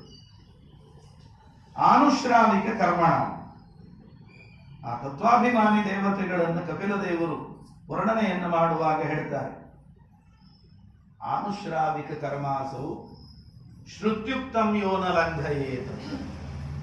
ಯಾರನ್ನ ಆನುಶ್ರಾವಿಕ ಕರ್ಮ ಅಂತ ಕರೀಬೇಕು ಅಂದ್ರೆ ವೇದೋಕ್ತವಾದ ಯಾವುದನ್ನು ಮೀರದೆ ಮಾಡತಕ್ಕಂಥವರನ್ನ ಆನುಶ್ರಾವಿಕ ಕರ್ಮಗಳು. ಅನುಶ್ರವ, ಅದು ಶಬ್ದ ಚೆನ್ನಾಗಿದೆ. ಅನುಶ್ರವ ಅಂತಂದ್ರೆ ಭಗವಂತ ಏನು ಉಪದೇಶ ಮಾಡಿದನೋ ಅದಕ್ಕನುಗುಣವಾಗಿ ಶ್ರವಣ ಮಾಡಿದರು, ಮುಂದಿನವರಿಗೆ ಅವರು ಉಪದೇಶ ಮಾಡಿದರು. ಅವರೇನು ತಾವು ಶ್ರವಣ ಮಾಡಿದ್ದಾರೋ ತಮ್ಮ ಮುಂದಿನವರಿಗೆ ಅದು ಉಪದೇಶ ಮಾಡುತ್ತಾರೆ. ಇದರೊಳಗೆ ಯಾರು ತಮ್ಮ ಕೈಯಿಂದ ಏನು ಸೇರಿಸೋ ಹಂಗಿಲ್ಲ. ಇಲ್ಲಿ ಶಬ್ದ ಹಿಂಗದ, ಇದರ ಬದಲು ಹಿಂಗಿದ್ದಿದ್ರು ಚಲೋ ಆಗ್ತಿತ್ತು. ಅಗ್ನಿಮೀಳೆ ಪುರೋಹಿತಂ ಬದಲು ವನ್ನಿಮೀಳೆ ಪುರೋಹಿತಂ ಇದ್ರೆ ಚಂದ ಆಗ್ತದಂತ ಹೇಳಿ ನಿಮ್ಮ ಕೈಯಿಂದ ಇದ್ದ ಶಬ್ದ ತೆಗೆದು ಇನ್ನೊಂದು ಶಬ್ದ ಜೋಡಿಸಲಿಕ್ಕೆ ಅಧಿಕಾರ ಇಲ್ಲ. ಏನು ಹೇಳ್ಕೊಂಡು ಬಂದಿದ್ದಾರೆ ಅದನ್ನು ಕೇಳಬೇಕು, ಇನ್ನೊಬ್ಬರಿಗೆ ಉಪದೇಶ ಮಾಡಬೇಕು. ಆದ್ದರಿಂದ ವೇದಗಳನ್ನ ಅನುಶ್ರವ ಅಂತ ಕರೀತಾರೆ. ವೇದೋಕ್ತವಾದ ಕರ್ಮಗಳನ್ನು ಆನುಶ್ರಾವಿಕ ಅಂತ ಕರೀತಾರೆ. ಆದ್ದರಿಂದಲೇ ವೇದಗಳಿಗೆ ಶ್ರುತಿ ಅಂತ ಹೆಸರು. ಅದು ಕೃತಿ ಅಲ್ಲ, ರಚನೆ ಆದದ್ದಲ್ಲ, ಶ್ರುತಿ, ಶ್ರವಣ ಮಾಡಿಕೊಂಡು ಬಂದದ್ದು ಪರಂಪರೆಯಿಂದ. ಹಾಗಾಗಿ ದೇವತೆಗಳು ವೇದೋಕ್ತವಾದ ಯಾವ ಕರ್ಮಗಳನ್ನು ಕೂಡ ಅವರು ಬಿಡದೇನೆ ಪರಿಪಾಲನೆ ಮಾಡುತ್ತಾರೆ. ಸತ್ವ ಏವೈಕ ಮನಸ, ಕೇವಲ ಸತ್ವ ಅಂತಂದ್ರೆ ಪರಮಾತ್ಮ, ಅಂತಹ ಪರಮಾತ್ಮನಲ್ಲಿ ಏಕಾಗ್ರವಾದ ಮನಸ್ಸನ್ನು ಹೊಂದಿದ್ದಾರೆ. ಅಂಥವರಿಗೆ ವೃತ್ತಿ ಸ್ವಾಭಾವಿಕೀತುಯ, ಅವರ ಮನಸ್ಸು ಪರಮಾತ್ಮನ ಕಡೆ ಹೇಗೆ ಹರಿಯುತ್ತದೆ. ನಮ್ಮ ಅನುಭವ ನಾವು ಒಂಚೂರು ವಿಮರ್ಶೆ ಮಾಡಲಿಕ್ಕೆ ಹೊರಟ್ರೆ, ಇಷ್ಟು ವರ್ಷಗಳಿಂದ ಪರಂಪರೆಯಲ್ಲಿ ಜ್ಞಾನಿಗಳು ನಮ್ಮ ಗುರುಗಳು, ಸ್ವಾಮಿಗಳು, ಅನೇಕ ಜನ ವಿದ್ವಾಂಸರು ಅಲ್ಲಲ್ಲಿ ಇಂತಹ ಜ್ಞಾನ ಕಾರ್ಯಗಳು ನಡೆದಾಗ ಕೇಳಿ ಕೇಳಿ ಇದರ ಮಹತ್ವ ಜ್ಞಾನ ಬಂದು ಬಿಡಬಾರದಪ್ಪ ಇದನ್ನ ಅಂತ ಏನೇ ಶ್ರಮ ಇದ್ರೂ ಇದರಲ್ಲಿ ಪಾಲ್ಗೊಂಡು ಜ್ಞಾನ ಸಂಪಾದನಾದಿಗಳನ್ನ ನಾವು ಮಾಡ್ತಾ ಇರ್ತೇವೆ. ಅದಕ್ಕಾಗಿ ಧಾರ್ಮಿಕ ಶಿಬಿರಗಳನ್ನಂತ ನಡೆಸೋದು, ಸಣ್ಣ ಹುಡುಗರಿಗೆ, ದೊಡ್ಡವರಿಗೆ ಒಂದಿಷ್ಟು ಶಿಬಿರಗಳನ್ನಂತ ನಡೆಸೋದು, ವರ್ಕ್ಶಾಪ್ಗಳನ್ನು ನಡೆಸೋದು, ಮತ್ತೊಂದು ಇವತ್ತಿನ ಕಾಲಕ್ಕೆ ಅನುಗುಣವಾಗಿ ವೈಜ್ಞಾನಿಕವಾಗಿ ಅದನ್ನು ತಿಳಿಸಿಕೊಡೋದು. ಎಷ್ಟು ಹೈರಾಣಿದೆ ಇದರ ಹಿಂದೆ. ಒಂದಷ್ಟು ಜನಕ್ಕೆ ಶ್ರದ್ಧೆ ಜ್ಞಾನ ಹುಟ್ಟಿಸಬೇಕು ಅನ್ನೋದಕ್ಕೋಸ್ಕರ ಇದರ ಹಿಂದೆ ಪರಿಶ್ರಮ ಎಷ್ಟಿರ್ತದೆ. ಯಾರು ಪಾಲ್ಗೊಳ್ತಾರೋ ಅವರಿಗೆ ಜ್ಞಾನ ಬರುತ್ತೆ. ಆದರೆ ಅದೇ ದೇವತೆಗಳಿಗೆ ಯಾರು ಶಿಬಿರ ಮಾಡೋರಿದ್ದಾರೆ, ಯಾರು ವರ್ಕ್ಶಾಪ್ ಮಾಡೋರಿದ್ದಾರೆ? ಯಾರೂ ಇಲ್ಲ. ಅವರಿಗೆ ಪರಮಾತ್ಮನ ಕಡೆಯಲ್ಲಿ ಗಂಗಾ ಪ್ರವಾಹದಂತೆ ಸ್ವಾಭಾವಿಕವಾಗಿ ಮನಸ್ಸು ಹರಿಯುತ್ತದೆ. ಮುಂದೆ ಪ್ರಹ್ಲಾದರಾಜರೇ ಹೇಳ್ತಾನೆ, ಒಂದು ಅಯಸ್ಕಾಂತದ ಬಳಿ ಕಬ್ಬಿಣದ ತುಂಡಿಟ್ಟಾಗ ಅಯಸ್ಕಾಂತದಲ್ಲಿರೋ ಆಕರ್ಷಣ ಶಕ್ತಿಯಿಂದ ಕಬ್ಬಿಣದ ತುಂಡು ಹೇಗೆ ಅದರ ಕಡೆ ಚಲಿಸ್ತದೆ, ಹಾಗೆ ಯಾರು ಹೇಳಬೇಕಾಗಿಲ್ಲ. ನನಗೆ ಸಂದೀಪಿನ್ಯಾಚಾರ್ಯರು ಬೇಡ, ಷಂಡಾಚಾರ್ಯರು, ಮರ್ಕಾಚಾರ್ಯರು ಬೇಡ. ಅವ್ರು ಹೇಳದೇ ಇದ್ರು ನನ್ನ ಮನಸ್ಸು ಸ್ವಾಭಾವಿಕವಾಗಿ ಶ್ರೀಹರಿಯ ಕಡೆ ಹರಿಯುತ್ತದೆ ಅಂತ ಪ್ರಹ್ಲಾದರಾಜರು ಹಿರಣ್ಯಕಶಿಪುವಿನ ಮುಂದೆ ಹೇಳೋ ಮಾತು. ಇದು ದೇವತೆಗಳ ಸ್ವಭಾವ. ಅವರಿಗೆ ಬಾಹ್ಯ ಪ್ರಯತ್ನಗಳ ಅವಶ್ಯಕತೆ ಇರೋದಿಲ್ಲ. ಅವರ ಸ್ವರೂಪವೇ ಹಾಗಿರುತ್ತದೆ. ಸ್ವಾಭಾವಿಕವಾಗಿಯೇ ಅವರ ಮನಸ್ಸು ಭಗವಂತನ ಗುಣಚಿಂತನೆ, ಭಗವಂತನ ಮಹಿಮಾ ಪ್ರತಿಪಾದಕವಾದ ಶಾಸ್ತ್ರಗಳ ಶ್ರವಣ ಅಧ್ಯಯನಾದಿಗಳಲ್ಲಿ ತಮ್ಮನ್ನು ಅವರು ತೊಡಗಿಸಿಕೊಂಡಿರ್ತಾರೆ. ಇಂತಹ ದೇವತೆಗಳಿಗೆ ಅನಿಮಿತ್ತ ಭಗವತಿ ಭಕ್ತಿ ಸಿದ್ಧೇರ್ಗರೀಯಸಿ, ಅವರು ಮಾಡುವ ಭಕ್ತಿ ಇದೆಯಲ್ಲ ಪರಮಾತ್ಮನ ವಿಷಯದಲ್ಲಿ, ಅದು ಅನಿಮಿತ್ತ ಭಕ್ತಿ, ನಿರ್ವ್ಯಾಜವಾದ ಭಕ್ತಿ. ಪ್ರಹ್ಲಾದರಾಜರೇ ವರ ಕೇಳು ಅಂದ್ರೆ ಕೊನೆಗೆ ಅಳದು ಸುರಿದು ದೇವರ ಆಜ್ಞೆ ಮೀಳಬಾರದು ಅಂತ ಹೇಳಿ ಒಂದು ವರ ಕೇಳ್ತೀನಿ. ಏನು ವರ? ಏನಾದರೂ ವರ ಕೇಳಬೇಕು ಅನ್ನೋ ಆಸೆ ನನ್ನ ಮನಸ್ಸಿನಲ್ಲಿ ಮೂಡದಾಗ ಮಾಡು, ಇದೆ ವರ. ಇದು ಅನಿಮಿತ್ತ ಭಗವತಿ ಭಕ್ತಿ. ದೇವರು ಹೇಳ್ತಾರೆ, ತುಲನೆ ಮಾಡ್ರಿ, ಈ ನಿರ್ವ್ಯಾಜ ಭಕ್ತಿ ಇದೆಯಲ್ಲ, ಈ ನಿರ್ವ್ಯಾಜವಾದ ಭಕ್ತಿ ಸಿದ್ಧೇರ್ಗರೀಯಸಿ, ಮುಕ್ತಿಗಿಂತ ದೊಡ್ಡದು ಅಂತ ಹೇಳ್ತಾರೆ. ಸ್ವಲ್ಪ ದೊಡ್ಡ ಮಾತಾಗತ್ತೆ ಅಂದ್ರೆ ಈ ಮೋಕ್ಷ ಏನು, ಭಕ್ತಿ ಏನು? ಭಕ್ತಿಯಿಂದ ಪಡೆಯೋದು ಮೋಕ್ಷ. ಆ ಮುಕ್ತಿ ಎರಡು ಥರ ಇದೆ. ಸಾಧನೆ ಎಲ್ಲ ಪರಿಪಕ್ವಗೊಂಡ ಮೇಲೆ ಪಡೆದುಕೊಳ್ಳುವ ಮುಕ್ತಿ. ಪರಿಪಕ್ವಗೊಳ್ಳುವುದಕ್ಕಿಂತ ಮುಂಚೆ ಅಮುಕ್ತ ವೈಕುಂಠವೋ ತಪೋ ಸತ್ಯಲೋಕದಲ್ಲೋ ಇದ್ದು ಜೀವನ್ಮುಕ್ತನಾಗಿ ಏನಿರ್ತಾನಲ್ಲ, ಆವಾಗ ಇರುವ ಸ್ಥಿತಿ. ಆ ಜೀವನ್ಮುಕ್ತನಾಗಿರುವಂತಹ ಸಂದರ್ಭದಲ್ಲಿ ಅವನಿಗೇನು ಭಗವಂತನ ದರ್ಶನ, ಭಗವಂತನ ಗುಣರೂಪಗಳ ಚಿಂತನೆಯಿಂದ ಆನಂದ ಆಗತ್ತೆ. ಅದಕ್ಕಿಂತ ಹೆಚ್ಚಿನ ಆನಂದ ಇನ್ನೂ ಸಂಸಾರದಲ್ಲಿರೋ ದೇವತೆಗಳು ಮಾಡುವ ನಿರ್ವ್ಯಾಜವಾದ ಭಕ್ತಿಯಿಂದ ದೊರೆಯುತ್ತದೆ. ತಾತ್ಪರ್ಯ, ಆ ನಿರ್ವ್ಯಾಜ ಭಕ್ತಿಗೆ ನೀವು ಹೆಚ್ಚು ಬೆಲೆ ಕೊಡ್ರಿ, ಅದಕ್ಕೆ ಮಹತ್ವ ಕೊಡ್ರಿ, ಅದನ್ನ ಗಳಿಸೋದರ ಬಗ್ಗೆ ವಿಚಾರ ಮಾಡಿ. ಇಂತಹ ಭಕ್ತರ ಸ್ವಭಾವ ಹೇಗಿರುತ್ತದೆ ಅಂತ ಪರಮಾತ್ಮ ಹೇಳ್ತಾನೆ. ಇವರಿಗೆ ನಾನು ಸತ್ಯಲೋಕ, ಬೇರೆ ಬೇರೆ ಲೋಕಾಧಿಪತ್ಯ, ಅಷ್ಟಲೋಕಾಧಿಪತ್ಯ, ತ್ರಿಲೋಕಾಧಿಪತ್ಯ, ದೇವಲೋಕಾಧಿಪತ್ಯ, ಸ್ವರ್ಗಲೋಕಾಧಿಪತ್ಯ ಏನು ಕೊಡ್ತೀನಿ ಅಂತಂದ್ರು ಇವ್ರು ನಮ್ಗೆ ಬೇಡ ಅಂತ ಅಪೇಕ್ಷೆ ಪಡೋದು. ನೀನಿದ್ರೆ ಸಾಕು, ನಿನ್ನ ಅನುಗ್ರಹ ನಮ್ಮ ಮೇಲಿದ್ರೆ ಸಾಕು, ನಿನ್ನ ಪಾದ ಸೇವೆ, ನಿನ್ನ ಗುಣಗಾನ ಮಾಡುವಂತಹ ಯೋಗ ನಮಗಿದ್ರೆ ಸಾಕು, ಇದನ್ನು ಬಿಟ್ಟು ನಾವು ಬೇರೆ ಏನನ್ನೂ ಕೂಡ ಅಪೇಕ್ಷೆ ಪಡೋದಿಲ್ಲ. ಅವರಿಗೆ ಅದೇ ದೊಡ್ಡ ಸಂಭ್ರಮ. ಆದ್ದರಿಂದ ಅಂತಹ ಭಕ್ತರ ಮನಸ್ಥಿತಿ ಹೀಗಿರ್ತದೆ. ಇವರನ್ನೇ ಏಕಾಂತ ಭಕ್ತರು ಅಂತ ಕರೆಯುತ್ತಾರೆ. ಇದಲ್ಲದೆ ಇನ್ನೂ ಅನೇಕ ತರಹದ ಭಕ್ತರಿದ್ದಾರೆ. ಅದರ ಬಗ್ಗೆನೂ ಮುಂದೆ ಸಾತ್ವಿಕ ಭಕ್ತ ಯಾರು, ರಾಜಸ ಭಕ್ತ ಯಾರು, ತಾಮಸ ಭಕ್ತ ಯಾರು ಅಂತ ಪರಮಾತ್ಮ ಉಪದೇಶ ಮಾಡ್ತಾನೆ. ಯಾರನ್ನ ಸಾತ್ವಿಕ ಭಕ್ತರು ಅಂತ ಕರೀಬೇಕು, ಯಾರನ್ನ ರಾಜಸ ಭಕ್ತರು ಅಂತ ಕರೀಬೇಕು, ಅದರ ಬಗ್ಗೆ ಭಗವಂತ ಹೇಳ್ತಾನೆ. ಯಾರು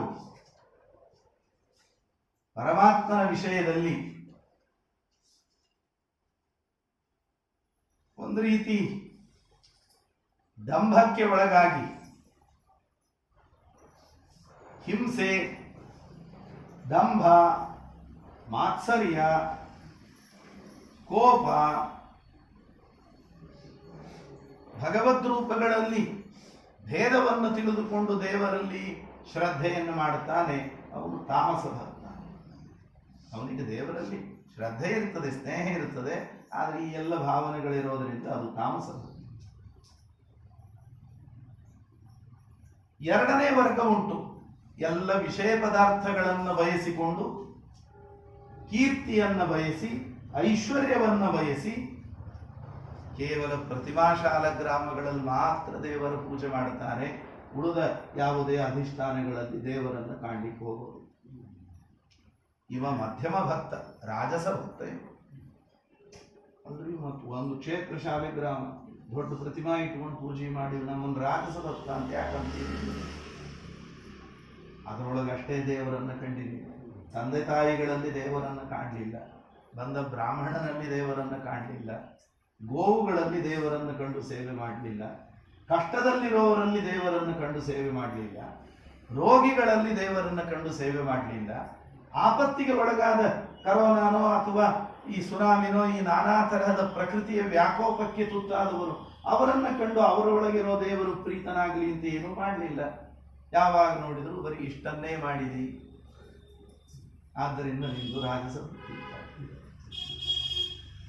ಇದನ್ನು ಕಪಿಲದೇವರು ಮುಂದೆ ಇನ್ನೊಂಚೂರು ಹಿಗ್ಗಿಸ್ತಾರೆ. ಏನು ಅಂದ್ರೆ, ಯಾರು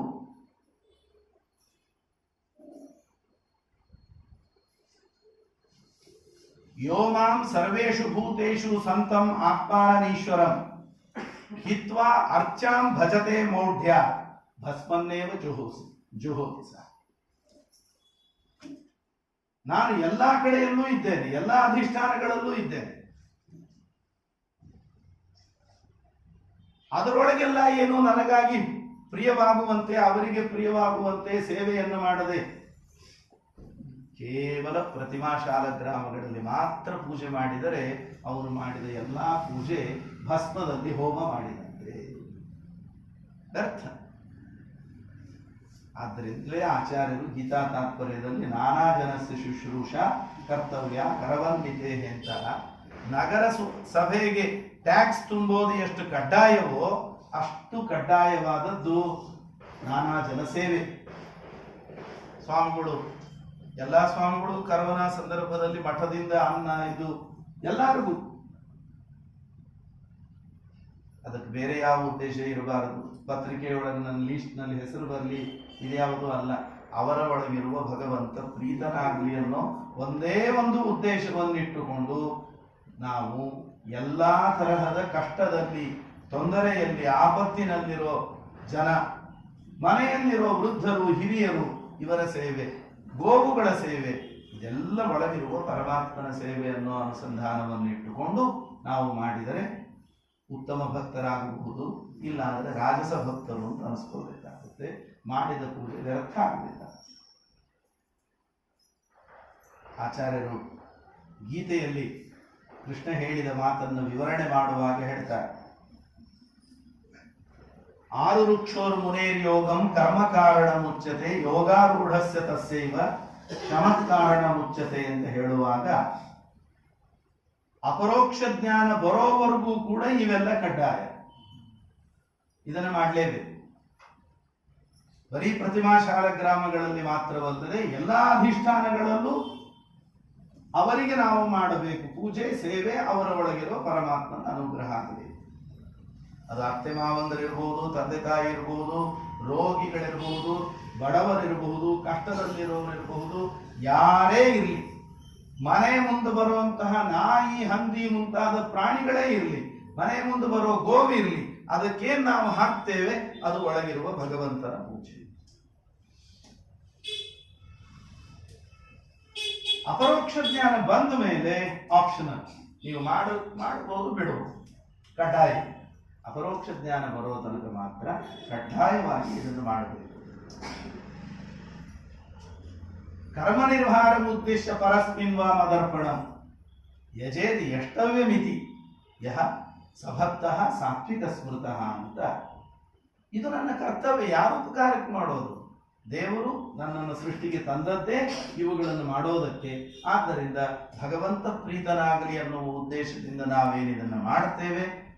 ಮತ್ತೆ ಮತ್ತೆ ಹುಟ್ಟು ಸಾವು ಅದಕ್ಕೆ ಕಾರಣವಾದ ಕರ್ಮದ ಬಂಧನ, ಇದರಿಂದ ನನಗೆ ಬಿಡುಗಡೆಯಾಗಲಿ ಅನ್ನೋ ಉದ್ದೇಶವನ್ನು ಇಟ್ಟುಕೊಂಡು ನಾವು ಮಾಡುವ ಎಲ್ಲ ವರ್ಣಾಶ್ರಮ ವಿಹಿತ ಕರ್ತವ್ಯಗಳನ್ನು ಭಗವದರ್ಪಣ ಬುದ್ಧಿಯಿಂದ ಮಾಡತಕ್ಕವನನ್ನು ಫಲಾಪೇಕ್ಷೆ ಇಲ್ಲದೆ ಒಳಗೆ ನಿಂತು ಅವನು ಮಾಡಿಸ್ತಾನೆ, ನಾನು ಬರೀ ನಿಮಿತ್ತ ಅಷ್ಟೇ ಅನ್ನೋ ಅಸ್ವಾತಂತ್ರ್ಯ ಅನುಸಂಧಾನದೊಂದಿಗೆ ಮಾಡಿದಾಗ ಅವನನ್ನು ಸಾತ್ವಿಕ ಭಕ್ತ ಅಂತ ಕರೆಯುತ್ತೇವೆ. ಭಕ್ತರ ತಾರತಮ್ಯವನ್ನು ಪರಮಾತ್ಮ ವರ್ಣಿಸಿದ್ದಾನೆ ಅಂತ ಹೇಳ್ತಾ ಇವತ್ತಿನ ಸೇವೆಯಿಂದ ಗುರುಗಳ ಪಾದಗಳಿಗೆ ಸಮಾನ.